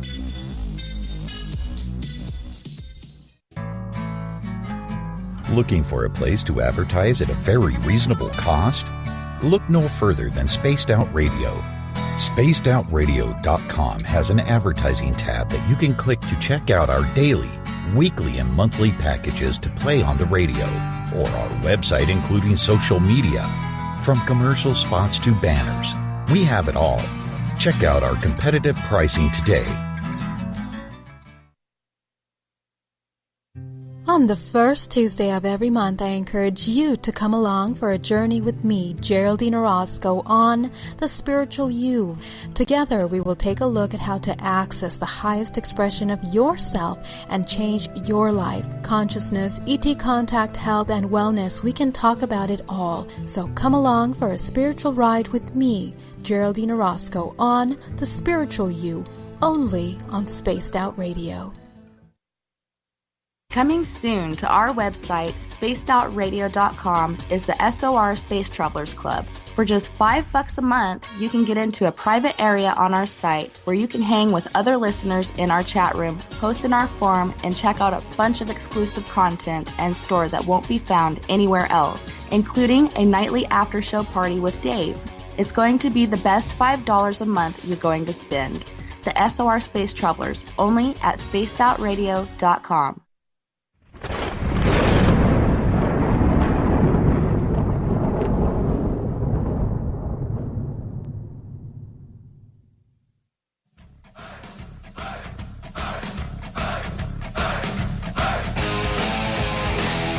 We pass the halfway point of Spaced Out Radio tonight. I am your host, Dave Scott. Hanging out with all of you, heading into the weekend. Let's kick this thing off right. Reminder to all of you, if you've missed portions of this show or others, you can always go to our YouTube channel, youtube.com/Spaced Out Radio. Do me a favor, hit that subscribe button. We'd appreciate it. All of our archives are free, by the way. And the Gavinator's rebuilding our website, and we are off and running. We're going to be getting new features up there very, very soon, so check in often. You can get the SOR Newswire there as well. Tonight, we are talking with Mike Browne. He is a creator and host of one of Canada's top podcasts, and it's really taking off in the United States as well. It's called Dark Poutine. So you go to darkpoutine.com. They do it once a week. Mike and his buddy Scott, they get things going and they have some fun talking about a lot of the Canadian mysteries. And one of the things we're going to talk about, so we're going to stick on the West Coast here, British Columbia, Mike, because there seems to be a real problem with serial killers in British Columbia. Yeah, it's all along the Pacific Northwest, but specifically here in BC, we've had quite a number of animals. You know, we have the Highway of Tears. We can get into that a bit later, where a lot of girls, mostly of Indigenous descent, keep going missing and don't ever turn up again. We had Cody Ledjabakov, who killed 4 women up near, I think it was Vanderhoof. And we've had Clifford Olson and Willie Picton, of course, and among others. The boozing barber as well, pouring booze down women's throats, killing them with alcohol. We had that guy here in Vancouver. He killed at least 9, maybe 12. Oh, I never knew about that one. Yeah. Gilbert, oh, goodness. I'll have to look it up, but he was one of our very first episodes that we did, and he's just a super interesting cat, but like dark, and would stand over these women and say, "Drink it up. I'll give you $20 if you drink the whole thing," and essentially would murder these women with booze. The police would come, find another dead Indigenous person. And, he just happened to be there a whole bunch of times, and they didn't think anything of it. They were just, quote, drinking themselves to death, death by misadventure, but it was actually him forcing the booze down their throats. Talk about Clifford Olson for a minute, because that name really rings a bell with me. And I was about 7-8 years old when he went on his murder spree. Yeah. And he literally held the entire lower mainland of British Columbia in fear. That was the first time that we knew fear. That was when all of a sudden parents started locking the doors at night. Right. Yeah, I mean, it was here in Surrey where I live, specifically our neighborhood. I drive by the Bonanza Motel where he took one of his first victims from, and every time I drive by there, I just think how chilling it is that, this animal was operating in our neighborhood here. And I've talked to many people who have since come out, after I did a 2-part episode on Clifford Olson, they've come out and talked to me about having their own Olson experience. A friend of mine who worked in the movies, he did painting for the X-Files, so he did the scenic paint and all that kind of stuff. But when he was a young man, about 16 or 17, he had this guy approach him in an old beat-up old car and say, "Hey, do you need a job? You're looking for a job? I can give you a job painting houses for like $10 an hour." And in early 80s, that's like a lot of money for a kid. And so he said sure and went along with this guy. And the minute he had his hand on the door handle, he had this chill and realized, something's not right. And he just said, yeah, no thanks, and went away. And literally 2 months later, here's Clifford Olson on the news, and this is the guy who was luring him into his car. Just chilling. Yeah, just chilling. But Olson, I mean, he was probably the worst monster that we've ever seen here in Canada. We talk about Paul Bernardo. He did rape many, many women, upwards of like 50. But Olson killed at least 7 children within a month. In the last month of it was the July/August of that year that he got busted, and the last 4 he murdered in 7 days. So he did 4 of his 11 murders in 7 days. That is terrible, and he picked on children. That's what scared me about it. Like growing up, and scared my parents and my parents' friends, is you didn't know. There was all this speculation because the first thing, you got to watch out for vans, and in the 1980s, you know, personal vans were all the rage, and you were supposed to watch out for those, and it was scary because, like I said, I mean, I don't ever remember previous to that my parents locking the doors to our houses or our vehicles. Yeah. And then all of a sudden, Olson stole that entire safety net of the province. Yeah, totally took the whole province's innocence. I mean, and he was scary because most serial killers will stick with one particular gender, one particular victim type, but he was all over the map, right from a 9-year-old boy all the way up to an 18-year-old woman.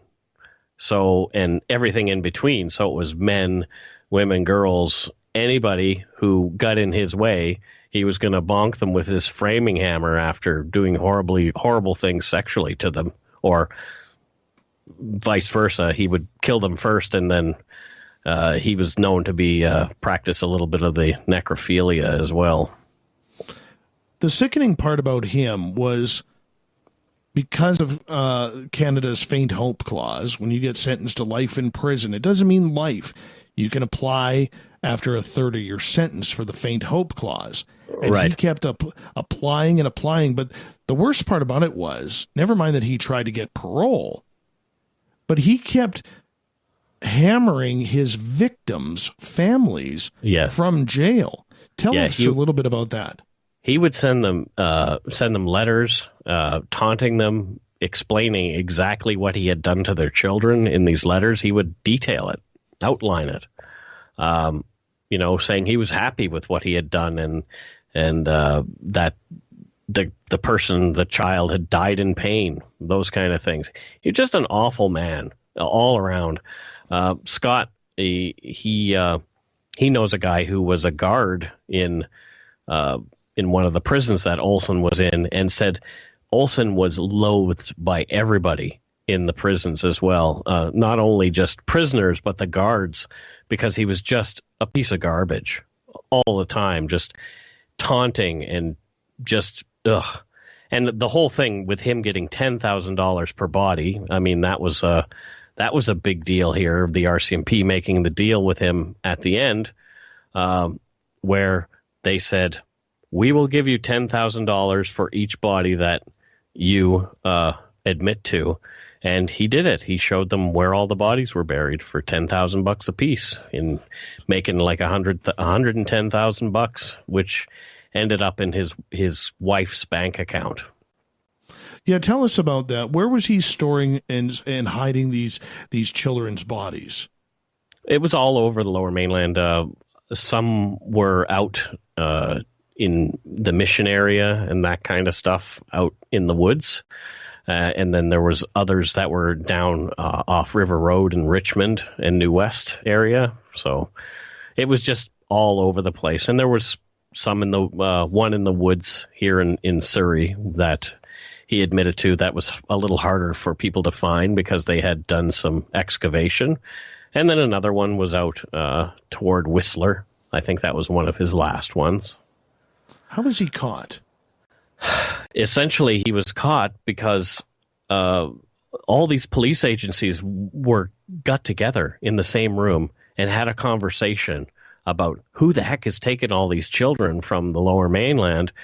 And Olsen, who was had spent only 4 years of freedom of his entire life, all the rest of it was his entire adult life was spent in jail. His name kept coming up in all these investigations. He lived in a place where his father lived in a place where one of the girls had gone missing from.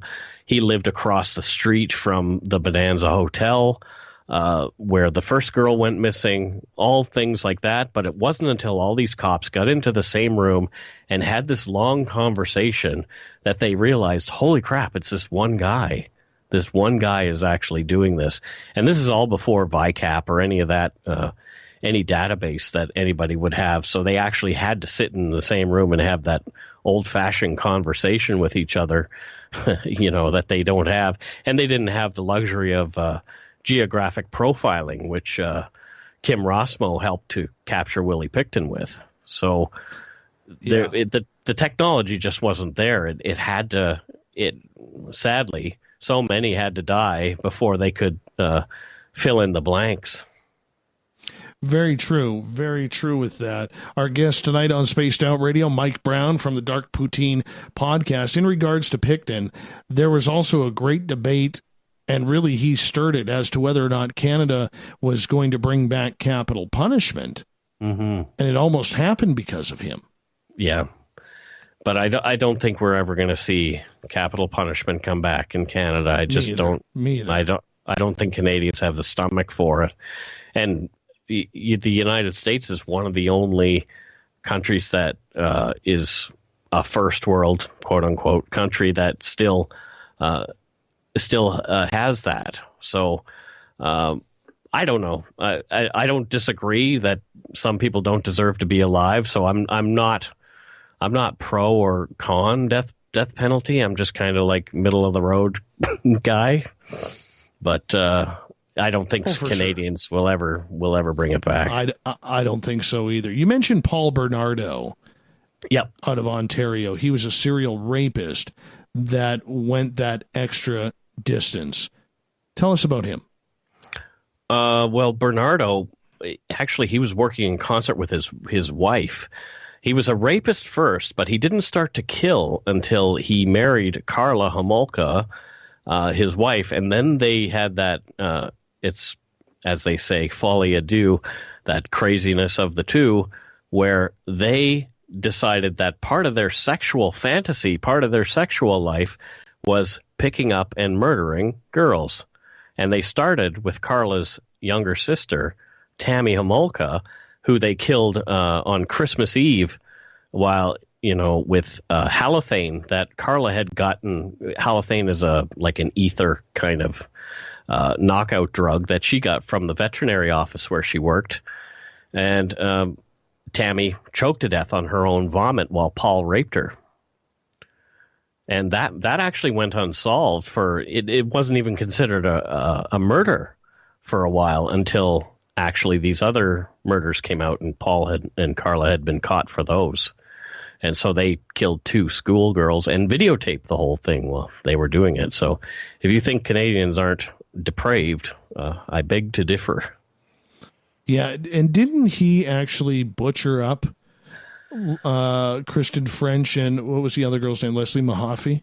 Leslie Mahaffey, yes. So essentially what he did was he dismembered Leslie Mahaffey's corpse in their bathtub, and then he put her into concrete blocks that he dumped into the lake near their Dalhousie home. So, but Kristen French was he did not chop her up, but he did leave her nude, dumped in brush, like so much garbage. Terrible. Yeah. Terrible. And then Homolka, when she was arrested, she ended up getting pregnant in prison. Yeah. Oh, and she makes a deal. The worst thing about Carla Homolka is the deal that she made with the prosecution. She says, I will testify against Paul. You charge me with manslaughter. I go away for 12 years. The deal is made, but after the deal is made, these videotapes come out showing her as much a willing participant in these tortures and murders as her husband is, and the deal's already inked. They can't do anything about her. I personally think they should have just tore up the sheets and said, you know what, we're gonna do it to both of you. But they thought she is the lesser, quote unquote, of two evils because she's the female in the situation. We want Paul, and they wanted her to testify against him, and they thought that was the best way to put this guy away forever. I want to get to an interesting case here, as we only got about 5 minutes before we got to go to break, and we can continue this one after the break as well. Sure. Mike, this is a great, great story of mystery. And it happened back in May of 1989, where a nurse named Cindy James disappeared. Gosh. Yep. Now, for our audience, and I got to tell you, this story is so obscure, I didn't even know about it until Mike mentioned it to me before the show. He's like, Dave, we need to talk about this. This is a freaky story. Tell us what happened. To start right at the beginning. So, essentially, Cindy and her husband were breaking up, and Cindy is moving out of their home that they had together, and she begins to receive phone calls, people knocking on the doors, people, throwing rocks through her windows, all this kind of stuff, and it continues to escalate. Even as the police are investigating, they can never catch anybody in the act, and they start to believe that Cindy was doing it to herself, which is kind of interesting. But eventually she ends up dead in a field in Richmond, British Columbia, with her hands and feet tied behind her back, and somehow they rule that a suicide at first. But later on, there's a coroner's inquest, and now it's inconclusive. So since June 8th, 1999, we're not sure if Cindy James killed herself or if somebody else killed her. Her family 100% believes that she was murdered. She didn't have any enemies outside of this ugly divorce that she was going through. Yeah, that and people are, she was worked with children with special needs and those kind of things. She was a nurse. She just wasn't anybody who you would suspect that this would happen to. There was all kinds of crazy things. Like, do you remember Ozzy Caban, who was the Caban security guy here in Vancouver? I don't know if you ever knew him, but I worked in the security business, so I knew this guy, and he was a super colorful guy, but she ended up getting involved with him and hiring him as personal protection. And he found her laying in her kitchen one day, having been clunked on the head with something, and nobody knows what had happened to her. It's super fascinating. If you haven't looked it up, look up Cindy James, and Cindy James, just that name, Cindy James, and all these things will come up. There's all kinds of Reddit articles. She was on Unsolved Mysteries twice, which used to be my favorite show, that Robert Stack. What a voice that guy had. When Robert Stack spoke, I'll tell you, it scared the daylights out of me. Right? Every time. Time. I bet you he announced his own funeral. Oh, probably. Oh, yeah. And I wonder if that music played during it. Oh, I'm sure it did. Is that offside? I'm totally sure it did. No, not at all. Not on this show. Okay. We got about 2 minutes here, but in regards to this case, is it still unsolved? It is. Her death is considered unsolved. Like, it is undetermined how she died. Yes, whether she died at somebody else's hand or her own. Yeah. Yes, because people can tie their hands behind their back very easily. Yeah, right. There wasn't a knot expert that showed how he would have done it, but I don't think Cindy James was a knot expert. It's like the former ufologist who came out publicly and ended up taking 2 bullets in the back of the head for suicide. Right. Yeah, in the back of the head. That's very easy. That's very easy to do. Not. Well, no, not at all. Not at all. So with her, how come she didn't leave her house? Well, she did. She moved a number of times, and she would even go away on vacation to get away from these things, and it would stop when she was on vacation. The minute that the police were looking at this, they would be in the house. They would be doing all kinds of different things like surveilling. Nothing happened. But the minute they went away, all this would start up again. So a few people think it might have been a police officer that was doing it who knew all this stuff, knew the investigation was going on and knew when to lay off. That's intriguing. Was her husband ever thought of as a suspect?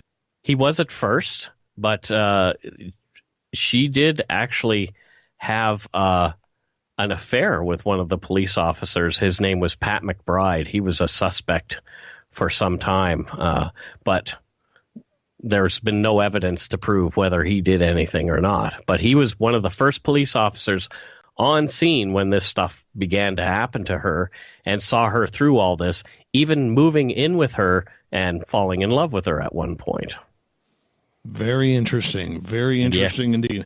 Mike Browne, I'm going to get you to hold on here because we got you for another 30 minutes on Spaced Out Radio, and we're going to be going to a break here at the top of the hour. Mike Browne is the host and creator of a fantastic podcast called Dark Poutine, pretty much listing Canada's biggest mysteries along with mysteries around the world. You definitely got to check it out. You would absolutely love it. It's very professionally done, which is what I like to see and love to hear. Dark Poutine Podcast at darkpoutine.com. Mike Browne. We'll get into some more stories of the weird and strange of Canada right after this on Spaced Out Radio.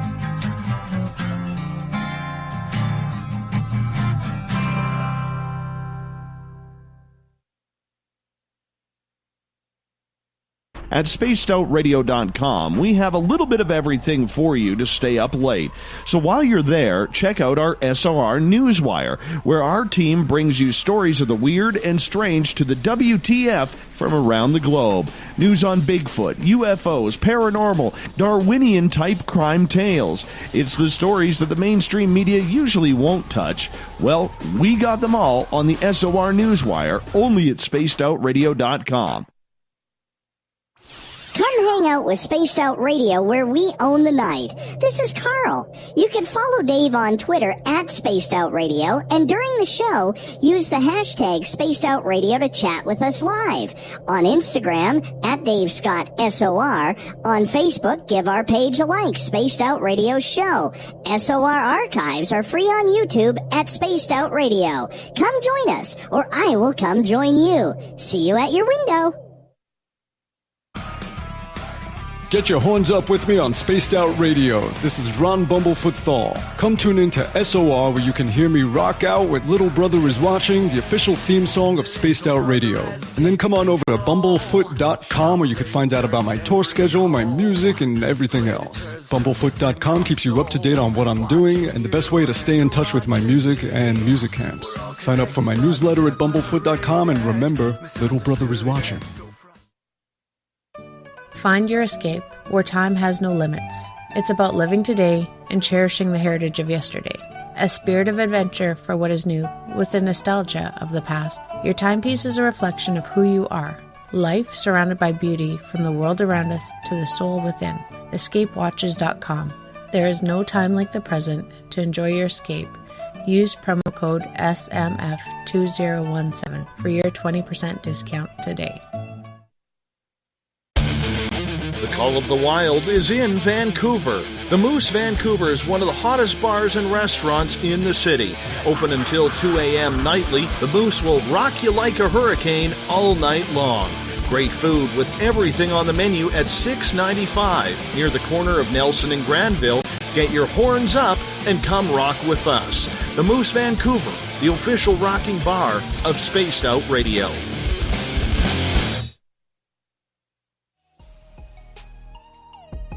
Canada's largest UFO conference is ready to roll in Toronto this September 21st and 22nd at the Alien Cosmic Expo. This year is about the experience. Listen to the stories of Dave Scott, Travis Walton, Paula Harris, Grant Cameron, Ryan Stacy, Richard Dolan, Leslie Mitchell Clark, and more. Get your tickets now at aliencosmicexpo.com.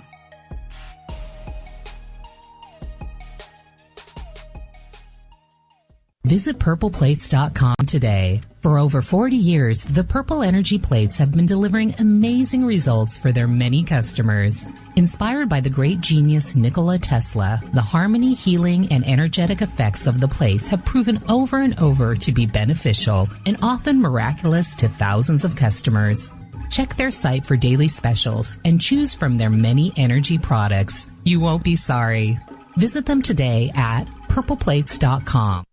So, you love talk radio? Then you'll love TalkStreamLive.com. TalkStream Live is always on, 24/7, with the best streaming talk shows. Find your favorite talkers and discover some new ones. It's free, readily available online or on mobile with any smartphone or tablet. Finding your favorite talk shows all in one place has gotten a whole lot easier. Just go to TalkStreamLive.com. Be sure to download the free apps from Google Play or the iTunes App Store. From the mile-high mountains of Colorado to all of you around the world, this is Tessa Nicole Thomas, and I invite you to stick around spacedoutradio.com for Saturday and Sunday nights where I host Spaced Out Weekend. Let me take you on a wild ride of weird and strange topics, from ghosts and ETs to remote viewing, psychic phenomena, and so much more. We get going at 9 p.m. Pacific, midnight Eastern Time on Spaced Out Weekend, where we own the night. The freedom to post what you want, when you want. That's the social media freedom you need. Social Media Freedom is the free app in your app store. No need to worry about going to jail or being shadow banned any longer. It's the freedom to say what you feel. The freedom to know Big Brother isn't watching. It's the way social media is supposed to be. Social Media Freedom. It's time to set yourself free.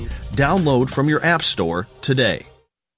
We are getting ready to relaunch the SOR Space Travelers Club at spacedoutradio.com. For $5 a month, you can join us for a plethora of features found nowhere else. Hang out in a private chat room during the show and after party.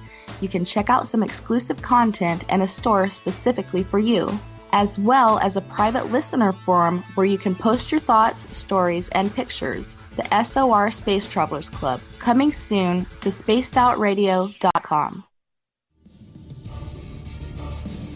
Come get spooked at the 4th Annual Forest Moon Paracon in Cedar-Woolley, Washington, Saturday, September 28th. UFOs, ghosts, aliens, Bigfoot. Speakers include Mike Morin and Jason Jordan, R. Keith Andrews, and Dave Scott from Spaced Out Radio, and so much more.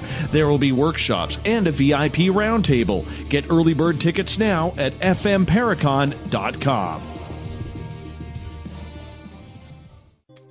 We're bringing scientific thought to the paranormal. Hi there, this is Spaced Out Radio scientist Chris Cogswell. Join me, Chris Zuger, and Dave Scott the second Wednesday of every month, where we break down the who from the woo when it comes to everything paranormal. We'll investigate and try to bring sensible answers to those straight and sometimes outlandish questions people have. Hey, not everything has an answer, but we'll do our best. Listen in to Reality Paranormal only on Spaced Out Radio.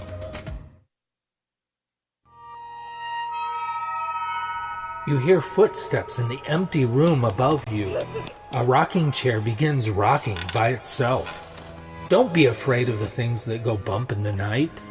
Reach for Spirit Storybox, the iPhone app the Huffington Post UK called the only ghost hunting app you will ever need.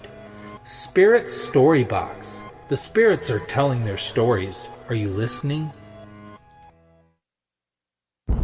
Are you intrigued by Paranormal Talk Radio? You'll love the new Paranormal Radio app from TalkStream Live. You'll find a great selection of talk shows covering UFOs, ghosts, strange phenomena, and much more. Download the Paranormal Radio app now and start listening to the very best in paranormal talk entertainment, including the network you're listening to right now. The Paranormal Radio app, free in Google Play and the iOS App Store. On the first Tuesday of every month, I encourage you to come along for a journey with me, Geraldine Orozco, on The Spiritual You. Together, we will take a look at how to access the highest expression of yourself and change your life. Consciousness, ET contact, health, and wellness, we can talk about it all. So come along for a spiritual ride with me, Geraldine Orozco, on The Spiritual You, only on Spaced Out Radio.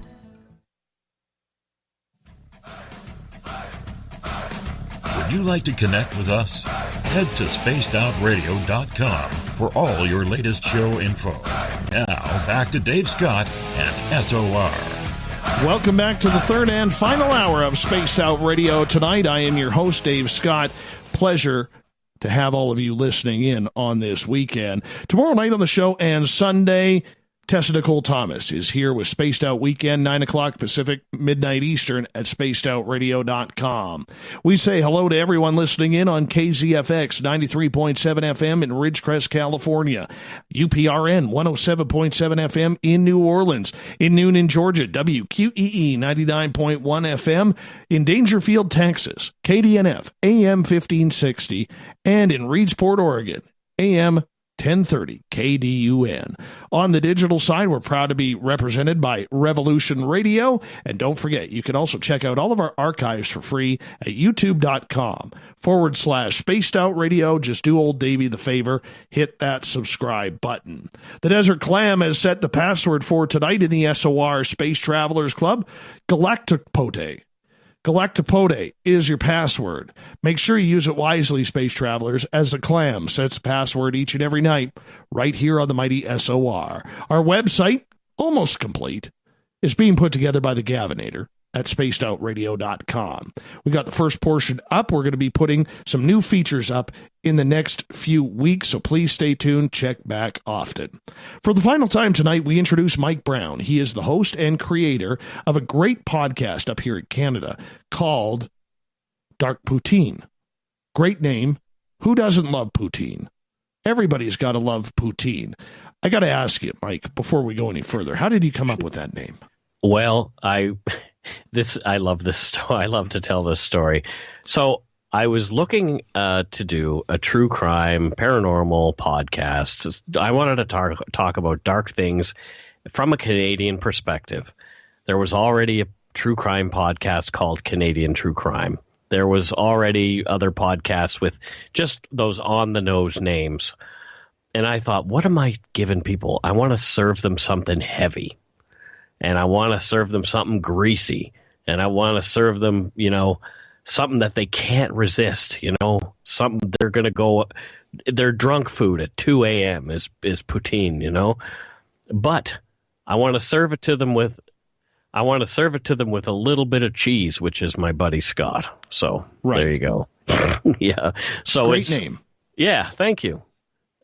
We had recently a guy who writes for the New Yorker and Vulture say that it was the most efficient name for a podcast he'd ever seen.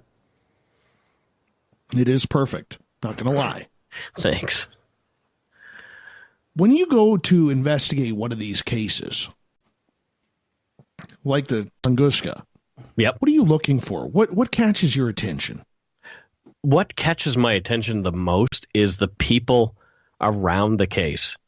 Typically, I would love to have conversations with people who are affected by things.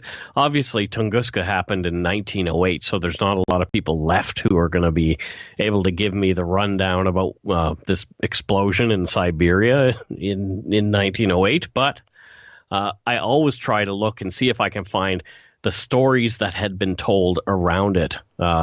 For example, people said they heard this rumbling going across the sky, and it was told all over Europe because the sky lit up for 1,200 miles away.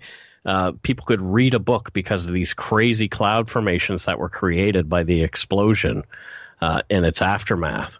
It was the loudest event that ever happened in mankind, like over 300 decibels, louder than the Krakatoa explosion, and like ear splitting. I was reading another article about somebody else had had created this really loud sound in a lab, and it was 270 decibels, and it boiled water. Can you imagine? Can you imagine something even louder than that? I mean, I have bad tinnitus from standing in front of rock and roll speakers because I did concert photography for years. So, you know, I know what loud is, and I know at 110 decibels, that starts to really hurt. I can't imagine 300. Yeah. One person, because it was so remote. It was Siberia, the middle of nowhere, essentially. So the guy who died, the person that it's proved who died as a result of the explosion, was in his tent. He was a shepherd and was shepherding reindeer. And so some of his reindeer died, but his tent was picked up and thrown against a tree, and he died later of his injuries there. So quite sad, but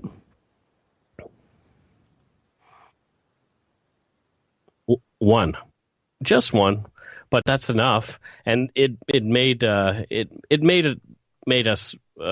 a little more easier for us to tell the story with some humor, which is sometimes what we like to do. But that event is still, they don't know what caused it. There was no crater, even though there was 2,000 square miles of trees that had been just flattened, much like you would see in an event like we saw with Mount St. Helens here in the Pacific Northwest.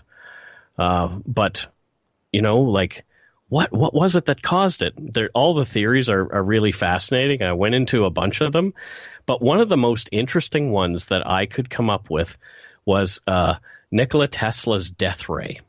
So there's evidence from what remains of Nikola Tesla's writing that references the use of his wireless power transmission technology, which he was focused on perfecting throughout the first decade of the 1900s, as a directed energy weapon.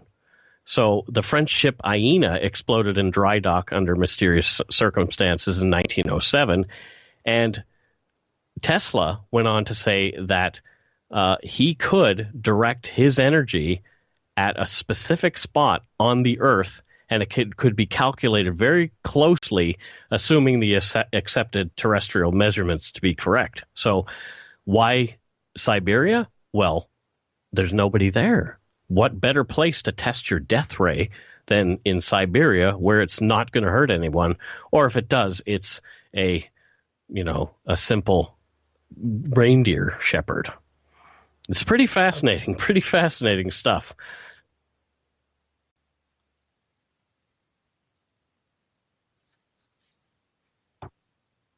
Okay. Oh, yes.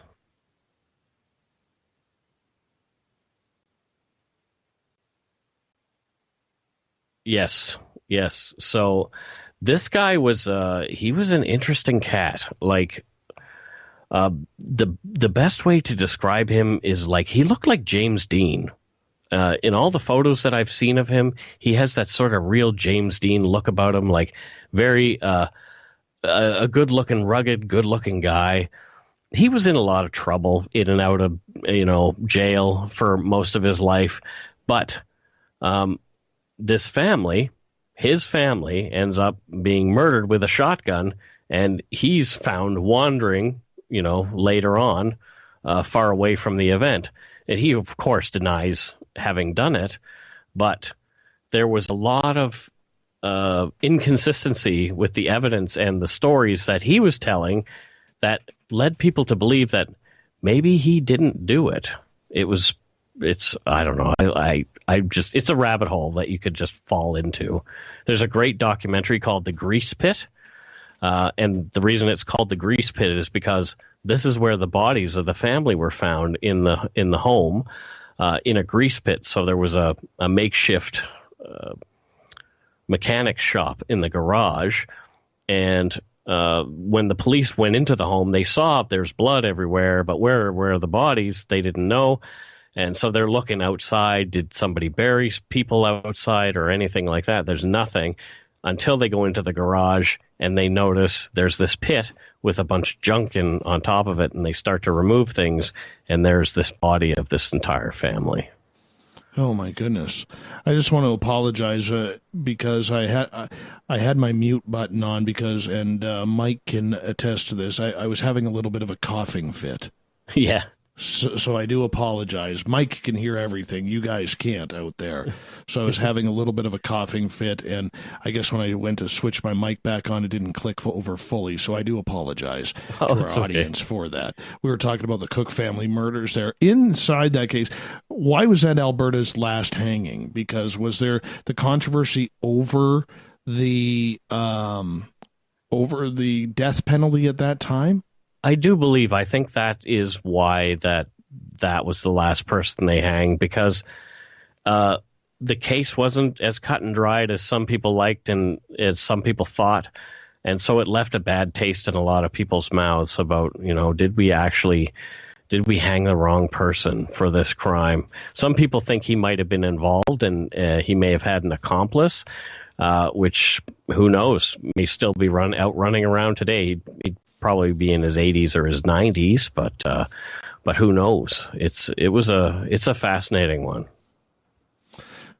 Moving on, as we got about 11 minutes left, Mike Browne from Dark Poutine Podcast is our guest tonight. One of the strange cases that we've talked about on this show a couple of months ago, but it still warrants a lot of talk and a lot of questions, is that of Elisa Lam. A young, beautiful student. I'll let you take it from there and tell us about it. Well, Elisa Lam, her family was from Burnaby. They actually ran a Chinese food restaurant here in the Lower Mainland. She went on a solo trip to Los Angeles all by herself, 19 years old, 18, 19 years old. I can't remember exactly how old she was, but this is a solo trip all by herself. She ends up going missing. Where did this girl go? She was staying at the Cecil Hotel, which is quite a storied hotel in Los Angeles. And so they begin to investigate what has happened to this girl. She's gone missing for a few days. Video footage shows her playing in the elevator. And she's looking like something, she's talking to someone outside the elevator, but never do you see anybody outside the elevator. And she's like playing hide and seek in this elevator. And then that's the last known footage of her. She's later found in the water tanks, like a week later, up on the roof of this hotel, naked and floating dead. Well, it was weird because the residents of the Cecil Hotel started getting a weird taste in the water, and that's what tipped them off. Yeah. So they went to investigate thinking it might be something up there, but they didn't realize that they were going to find a human being. Do you think she had a psychotic episode, or do you believe that there was somebody actually following her, something more sinister? I know you love the woo, but I can't go there on this one, because I do really think that she had a psychotic break, that there was proof that she wasn't taking her antipsychotic medication that she was on and another antidepressant. She hadn't taken them for days.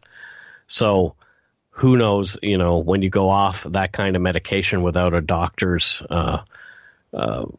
a doctor looking after you, you're probably not going to do very well. So she's there all by herself. Had she not been by herself, I don't think this tragedy would have happened. But so because of that, though, I mean, because there is the big question as to whether or not she would have been strong enough, because she was a very petite young girl, albeit very out of shape, on whether or not she would have been able to actually lift that lid and then close it. I actually read a whole bunch of the documents from the Los Angeles police about that, and that lid was not as heavy as some places have reported it. Oh, okay.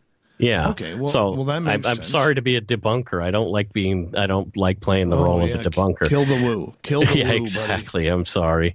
But yeah, so it looked like it was very possible. I studied pictures of it. where she would have been, and you compare the height of that she was compared to the fireman, and there was very easy ways for her to get up on top of that and into there.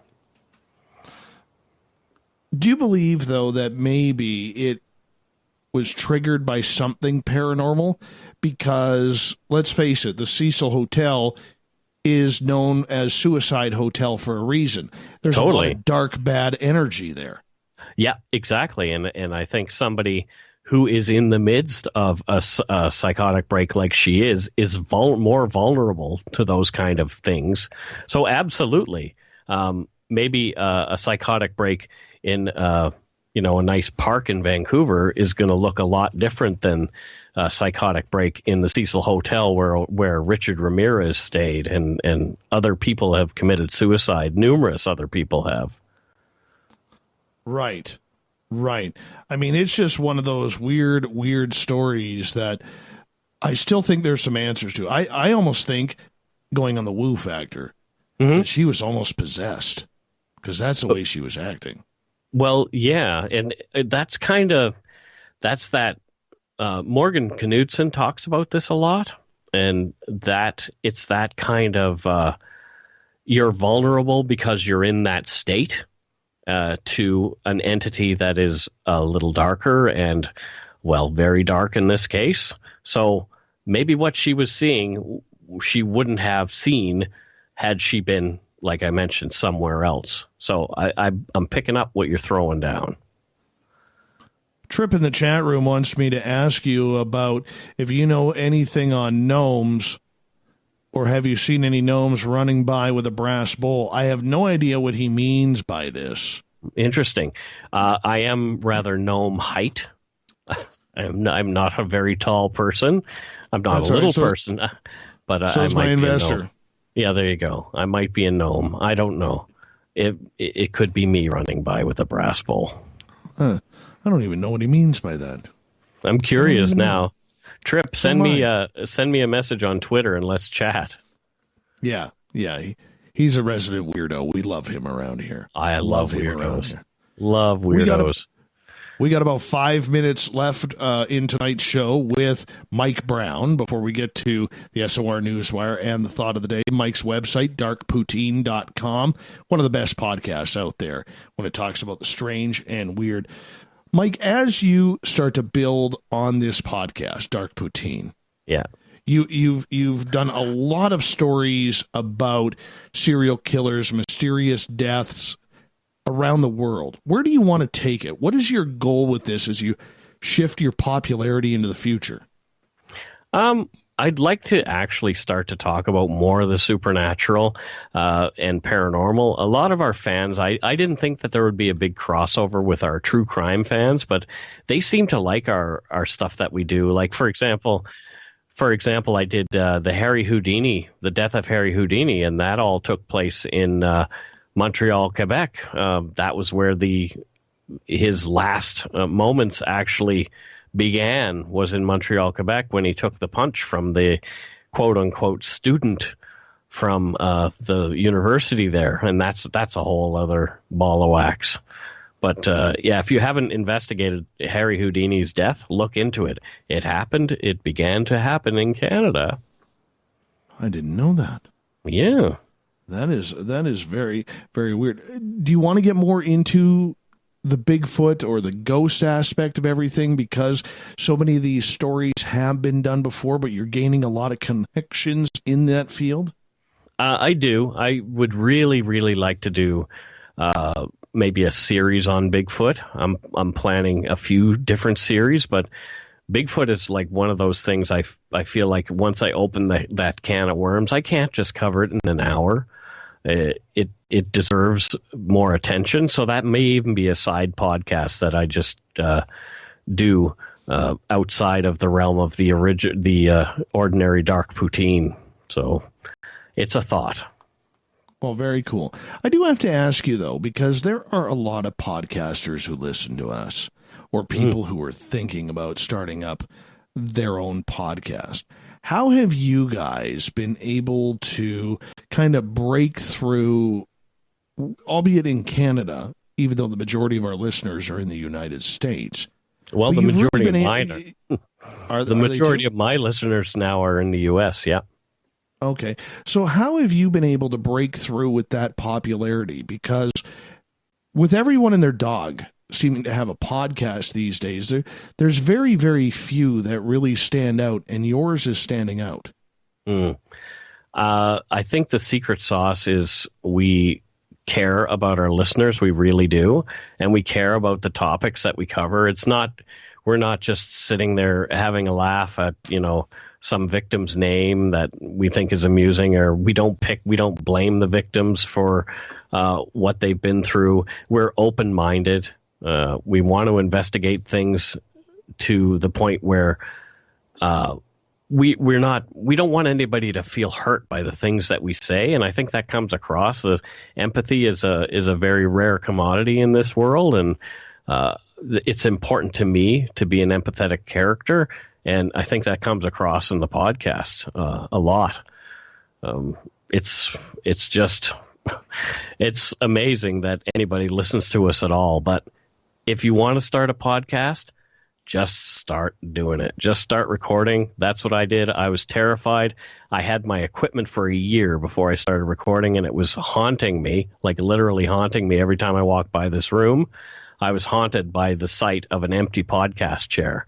And then finally I just started to do it, and it's been amazing ever since. No regrets. You enjoy the topics. I love it. Love it. Oh, I think that's great. And the fact that you are producing one a week, there is some consistency there too. That does help. I've seen some podcasts suffer from what my friends would call podcast fade. There's an episode 1 week, and then maybe 2 weeks, and then 3 weeks, and then where did they go? And I think that people know that every Monday morning at 12 a.m. on the Pacific time, they're going to be able to download a new podcast by us. So, I think consistency is a big thing that you have to keep in mind. So a weekly is quite daunting. So I recommend maybe doing it bi-weekly, but I'm stuck here now. People expect me to do it every week. Yeah, I don't know what that's like. I don't know what that's like whatsoever. That weekly thing is pretty daunting. I'm giving you a little bit of Canadian sarcasm there. I know you are. I know. You do a show every night, right? Or whatever. Pretty much. My friend Mike, I really appreciate you coming on Spaced Out Radio. This was way too long for us to get together and do a show like this, and I definitely want to do it again. I hope you and maybe Scott can make it next time, that we could do this again and have some more fun. Yeah, Scott works in the evening, so if we want to capture him, we would have to capture him on a weekend. Well, we'll figure something out. Mike, cool. You hold on. I'm going to head this off to commercial here. Mike Browne from Dark Poutine Podcast. That's darkpoutine.com. Check it out. Coming up next, we have the SOR Newswire and the Thought of the Day to finish off the week. Stay with us.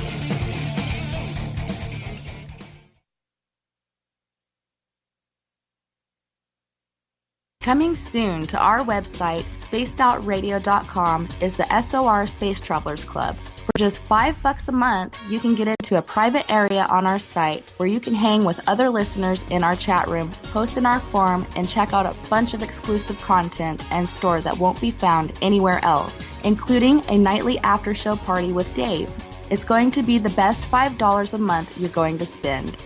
The SOR Space Travelers, only at spacedoutradio.com.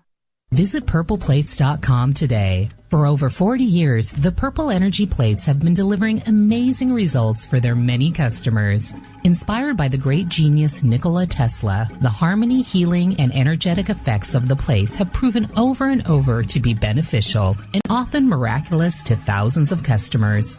Check their site for daily specials and choose from their many energy products. You won't be sorry. Visit them today at purpleplates.com. Hello, this is your guitar man, Ron Bumblefoot THAL, and I have to tell you, I love the response I get for Little Brother is Watching from Spaced Out Radio fans. It's amazing how music can inspire and make people think deeper about what's going on in the supernatural world. You can head over to my website, bumblefoot.com, to check out my music, my guitar workshops, my touring, even check out some of the hot sauces that I'm working on. And make sure you keep on listening, because with Spaced Out Radio, you know little brother is watching. So, you love talk radio? Then you'll love TalkStreamLive.com. TalkStream Live is always on, 24/7, with the best streaming talk shows. Find your favorite talkers and discover some new ones. It's free, readily available online or on mobile with any smartphone or tablet. Finding your favorite talk shows all in one place has gotten a whole lot easier. Just go to TalkStreamLive.com. Be sure to download the free apps from Google Play or the iTunes App Store. Come get spooked at the 4th Annual Forest Moon Paracon in Cedar-Woolley, Washington, Saturday, September 28th. UFOs, ghosts, aliens, Bigfoot. Speakers include Mike Morin and Jason Jordan, R. Keith Andrews, and Dave Scott from Spaced Out Radio, and so much more. There will be workshops and a VIP roundtable. Get early bird tickets now at fmparacon.com. A timepiece is a reflection of who you are, and what better way to show off the real you than with an Escape watch. Escape is a lifestyle brand accessorizing your days and nights. Choose to escape and create the life of discovery that you deserve. Dream, play, unite with your own personalized Escape watch. Head to escapewatches.com. There is no time like the present to enjoy your escape. Use promo code SMF2017 for your 20% discount today. Heading to Vancouver and looking for a night on the town? The Moose Vancouver is the bar that never stops rocking until 2 a.m. every night. The Moose has great food with everything on the menu from $6.95 to $8.95. Fantastic, vibrant staff and rock and roll that will bring you back to when the music was real, the hair was long, and the guitars were rockin'. Get your party on at the Moose Vancouver, the official party bar of Spaced Out Radio. Coming up this September 21st and 22nd, all UFO eyes will be focused on Toronto for the 4th Annual Alien Cosmic Expo. Come listen to some of the biggest names and experiencers in ufology. Travis Walton, Paul Hellyer, Richard Dolan, Paula Harris, Grant Cameron, Randy Kramer, and Spaced Out Radio's own Dave Scott. Tickets are on sale now at aliencosmicexpo.com.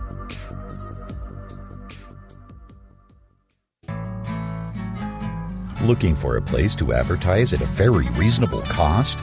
Look no further than Spaced Out Radio.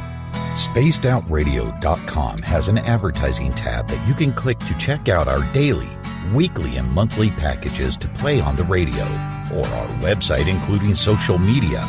From commercial spots to banners, we have it all. Check out our competitive pricing today. The freedom to post what you want, when you want. That's the social media freedom you need. Social Media Freedom is the free app in your app store. No need to worry about going to jail or being shadow banned any longer. It's the freedom to say what you feel. The freedom to know Big Brother isn't watching. It's the way social media is supposed to be. Social Media Freedom. It's time to set yourself free. Download from your app store today. Every night on Spaced Out Radio, we have places for you to hang out. Hi, this is Carl. Join our SOR Space Travelers group on Facebook for live chat. On Twitter, using hashtag Spaced Out Radio. You can also join us in our Spreaker chat room. Check us out on Instagram at Dave Scott SOR. All of our archives are free on YouTube at Spaced Out Radio. By the way, I'll be watching you at your window until you do. Bye! Did you know Spaced Out Radio runs 7 days a week? Hi there, this is Tessa Nicole Thomas, and I'm here to take you on a paranormal journey each Saturday and Sunday night. Why change the station when you have it all right here? Together, we'll hang out and share some strange and scary stories. And don't forget, we have Psychic Sundays as well, so come tune in Spaced Out Weekend. We get going at 9 p.m. Pacific, midnight Eastern, only at spacedoutradio.com, where we own the night. Looking for the stories of the strange and weird that you will find hard to find anywhere else? Check out the SOR Newswire on our website. Our writers, led by Captain Shirk, are scouring the world for the oddest and most bizarre stories we can find. Everything from weird crime to suspenseful and paranormal. We're working hard for you to bring you the most intriguing news of your day. Check out the SOR Newswire at spacedoutradio.com today. Are you intrigued by Paranormal Talk Radio? You'll love the new Paranormal Radio app from TalkStream Live. You'll find a great selection of talk shows covering UFOs, ghosts, strange phenomena, and much more. Download the Paranormal Radio app now and start listening to the very best in paranormal talk entertainment, including the network you're listening to right now, the Paranormal Radio app, free in Google Play and the iOS App Store.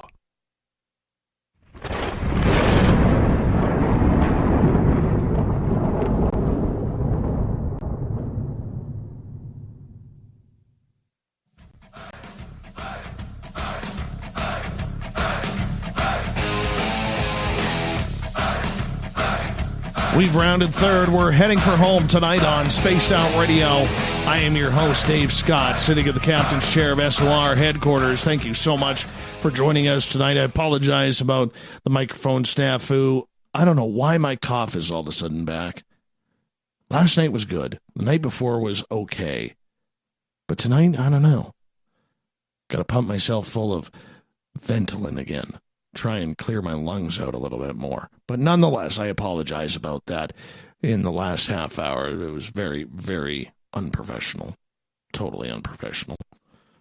But the good part about the news, I don't have to touch the mute button. There we go. Let's get to it.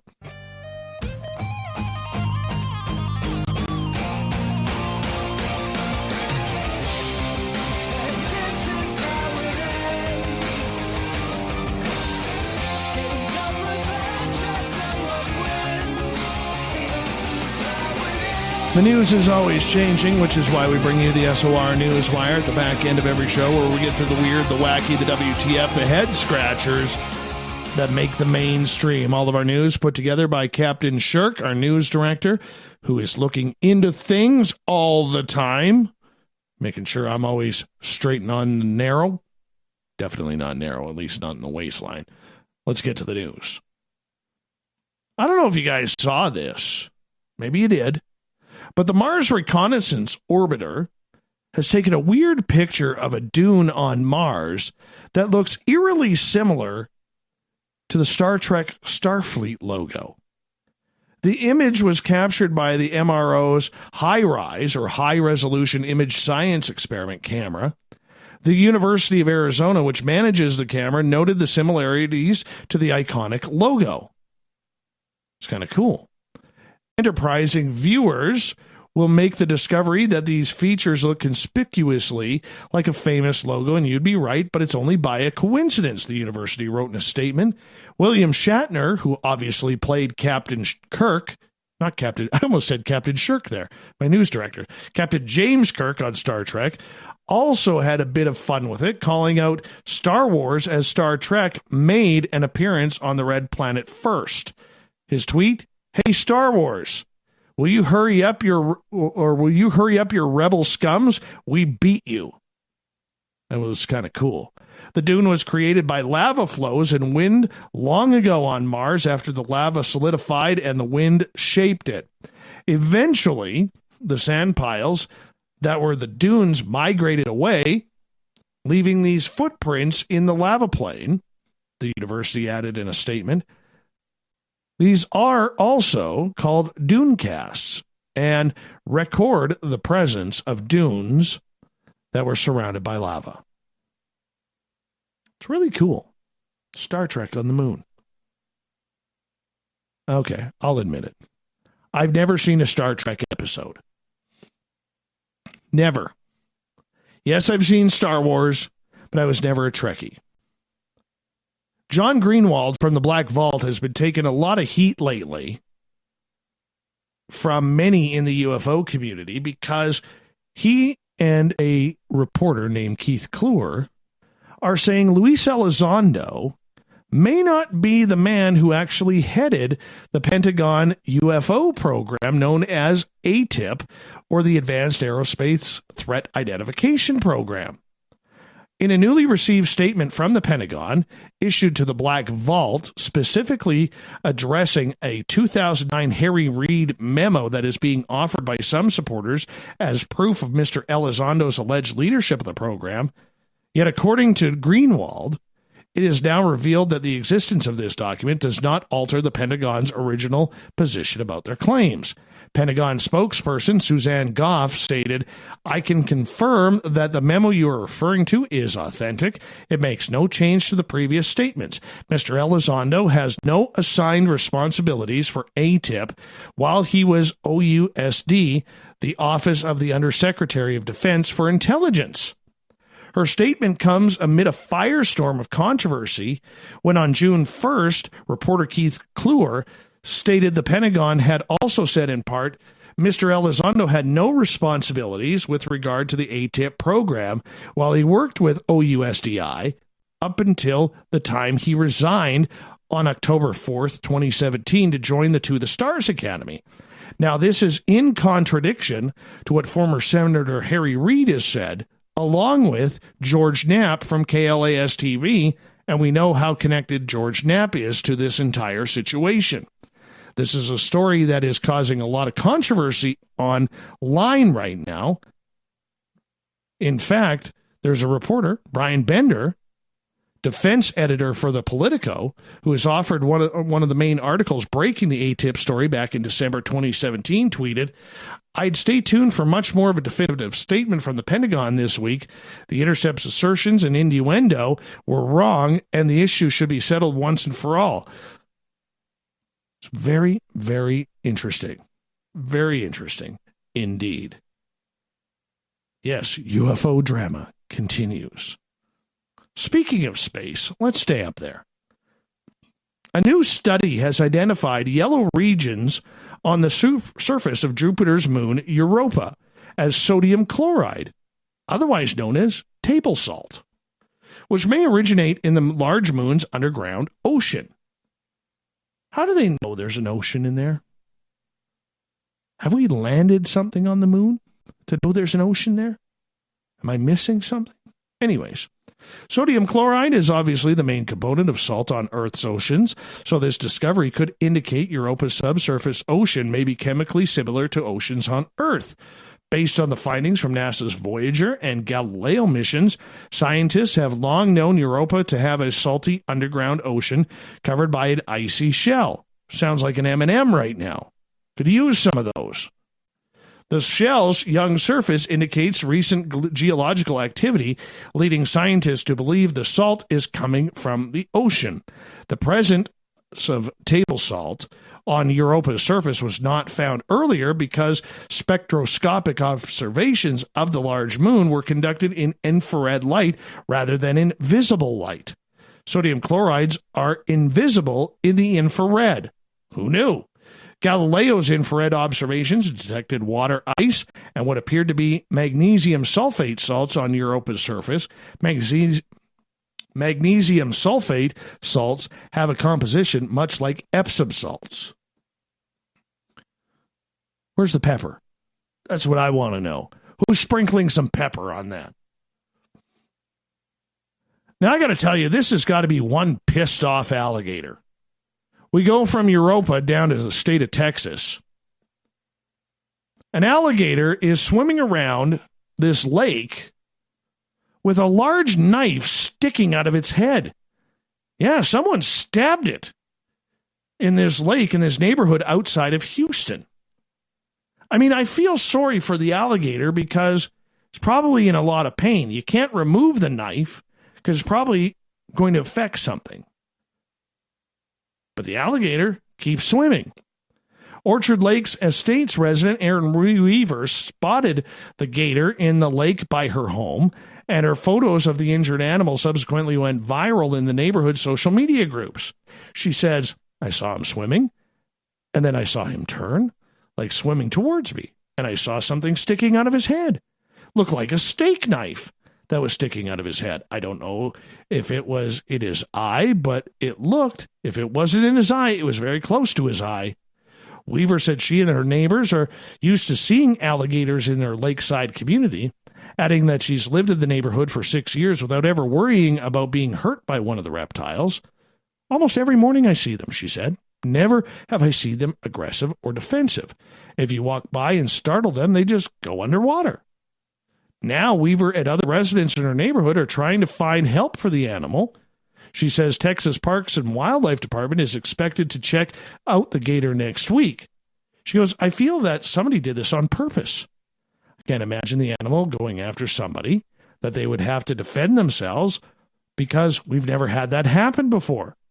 Alligator researcher Frank Mazzotti says the gators are incredibly resilient and the thick bone in their skulls is most likely what stopped the knife from fatally harming this animal.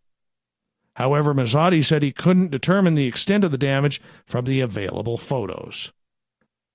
Do you just walk up to an alligator and stab it? I think this alligator was probably getting a little defensive. Who knows, though? Let's head over to Russia. Remember back in February 2018, SpaceX launched Falcon Heavy for the first time? And at the behest of CEO Elon Musk, the massive rocket's payload was his cherry red Tesla Roadster? Well, it appears that the stunt made a lasting impression on a team of Russian scientists who now responded by sending their own red car into space. But the details of their project make it seem more like a mockery of Musk than an homage. While SpaceX sent a full-size car into orbit with a mannequin it dubbed Starman behind the wheel, the team from the Tomsk State University used a toy car for their mission. And not just any toy car either. It was a replica of the red Ziguli owned by Dmitry Rogozhin, who serves as the Director General of Russia's Roscosmos space agency, when he isn't trash-talking Musk. Oh, there's a battle for privateering space. Gloves are off. I mean, we saw Bieber try and go after Tom Cruise. Maybe we're going to see Musk and Rogozhin go at it in the octagon. That would be good. As if the car itself weren't enough, scientists even put a tiny cutout of the smiling Rogozhin in the driver's seat before an automatic Stratosat sent it 150 kilometers, or 193 miles, into the atmosphere.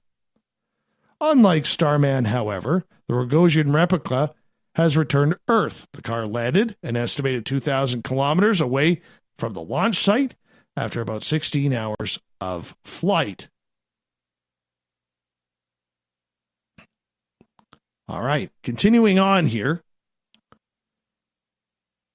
Here's something scary. Celebrite, the company, says it can unlock any iPhone for police officers. Yeah, not so long ago, companies that cracked personal devices on behalf of the governments did so in secret, closely guarded even the descriptions of their capabilities. Now it seems they proudly tweet about their updated abilities to hack into new iPhones, like a video game firm offering an expansion pack. The Israeli forensics firm and law enforcement contractor Celebrite publicly announced a new version of its product known as a Universal Forensic Extraction Device, one that is calling the UFED Premium. In marketing that update, it says that the tool can now unlock any iOS device cops can lay their hands on, including those running the iOS 12.3, released just a month ago. Celebrite claims the UFED Premium can extract files from many recent Android phones as well, including the Samsung Galaxy S9. No other law enforcement contractor has made such broad claims about a single product, at least not publicly. The move signals not only another step in cat and mouse games between smartphone makers and their government-sponsored firms that seek to defeat their security, but also a more unabashed public phase of that security face-off. Apparently, according to Sarah Edwards, this will allow investigators access to newer and updated devices that they didn't have access before. Getting a little dangerous here. What about some privacy? Where's your warrant? We're not talking about the cherry pie warrant either.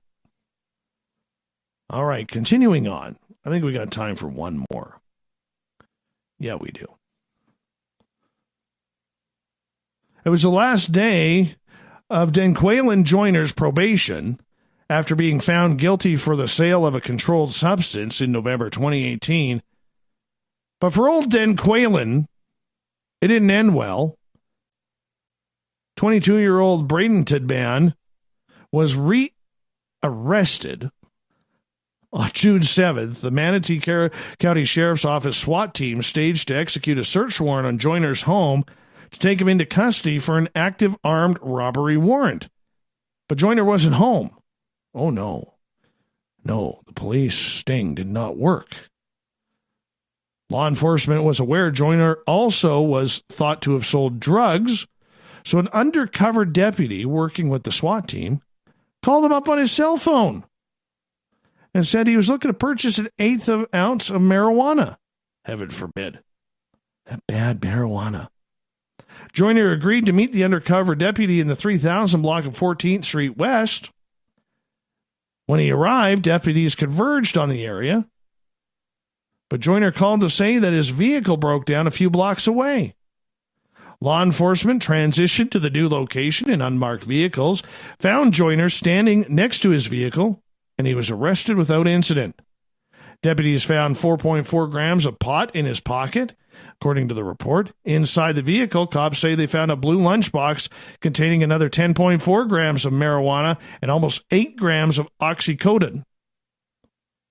Joyner was charged with violation of probation, felony possession of a controlled substance, felony possession of marijuana, which was with the intent to sell, as well as for the robbery with a firearm warrant. He is now sitting comfortably in the Manatee County Jail, and we don't know when he goes to court. Let's get to the thought of the day.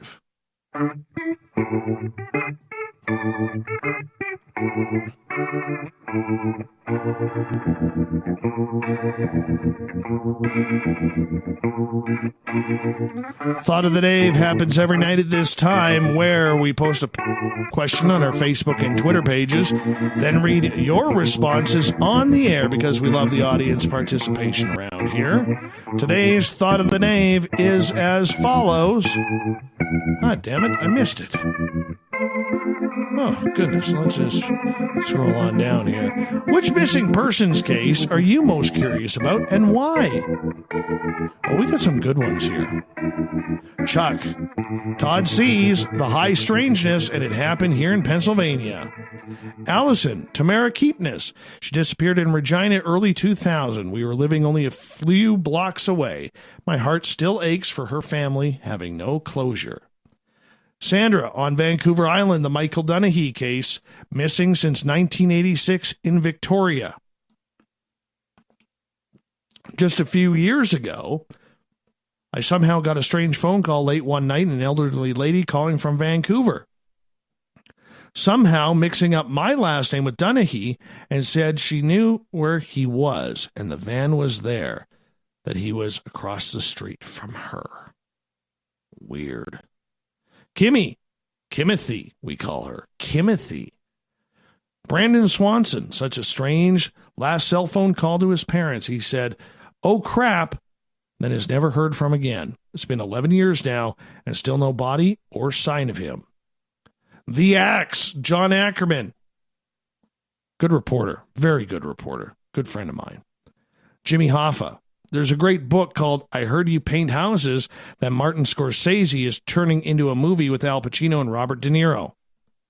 Mary. Brandon Lawson, unintelligible phone call, as others above. Matt. Right now, it's the Dulos case in Connecticut. She's been missing for 3 weeks. Mother of 5. Weird. Richard. Ambrose Small, theater magnate, missing 1919. Fascinating case. Jade. All the cases where people disappear without a trace, never to be found, like they are just plucked out of the air. Steve. I would have to say I'm not saying that one. Another radio show, he states. and the ongoing mystery surrounding its return. I'll just stay here. It's more comfortable. The water's fine. Marty, our favorite veteran, the real baby Paul Franzak, missing since he was a day old back in 1965. That was a good case, for sure. John, Michael Dudahy, and Charles Horvath, both cases from my home province of British Columbia that have never been solved. In the case of Charles Horvath, 30 years now since he went missing, and almost as long for the Dunahys. It's just fascinating and sad how people can seemingly drop off the face of the earth and never be seen again. Greg, my friend Stevie, every time we're in a bar and it's his round, he magically disappears. That's your thought of the day for the week. Big thanks to everybody who participated in it. We will do it again on Monday. Getting back to the news, we also say thank you to Captain Shirk for putting all of our news together, which can be found at spacedoutradio.com. So make sure you go check it out and check it often. All our news brought to you by Paranoia Magazine as well. Big thanks to Mike Browne coming on from Dark Poutine Podcast to finish off the week with us talking about some really strange and weird mysteries. Gotta love that type of programming. We're going to bring him back on for sure. Tomorrow night and Sunday, while I am off resting my throat, trying to get some rest, get over this bronchitis, Tessa Nicole Thomas will be back with Spaced Out Weekend, Saturday and Sunday, 9 p.m. Pacific, midnight Eastern at spacedoutradio.com. We got Mr. Ron Bumblefoot THAL rocking in the background with Little Brother is Watching. Bumblefoot is the official music of Spaced Out Radio, rocking us in and out of every single show. Get your horns up for the guitar god himself. Special thanks to everybody this week in the chat rooms, at work, in your cars, at home, on Twitter at hashtag Spaced Out Radio, wherever you may be. Special thanks to all of you listening in, doing your part, sharing our shows, helping us get bigger and better every single night. Because together, my friends,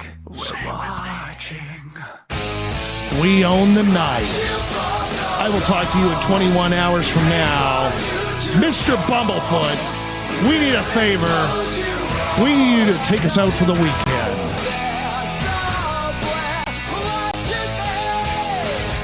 Have a good weekend, everybody. See you Monday. Love you all. Take care. Good night.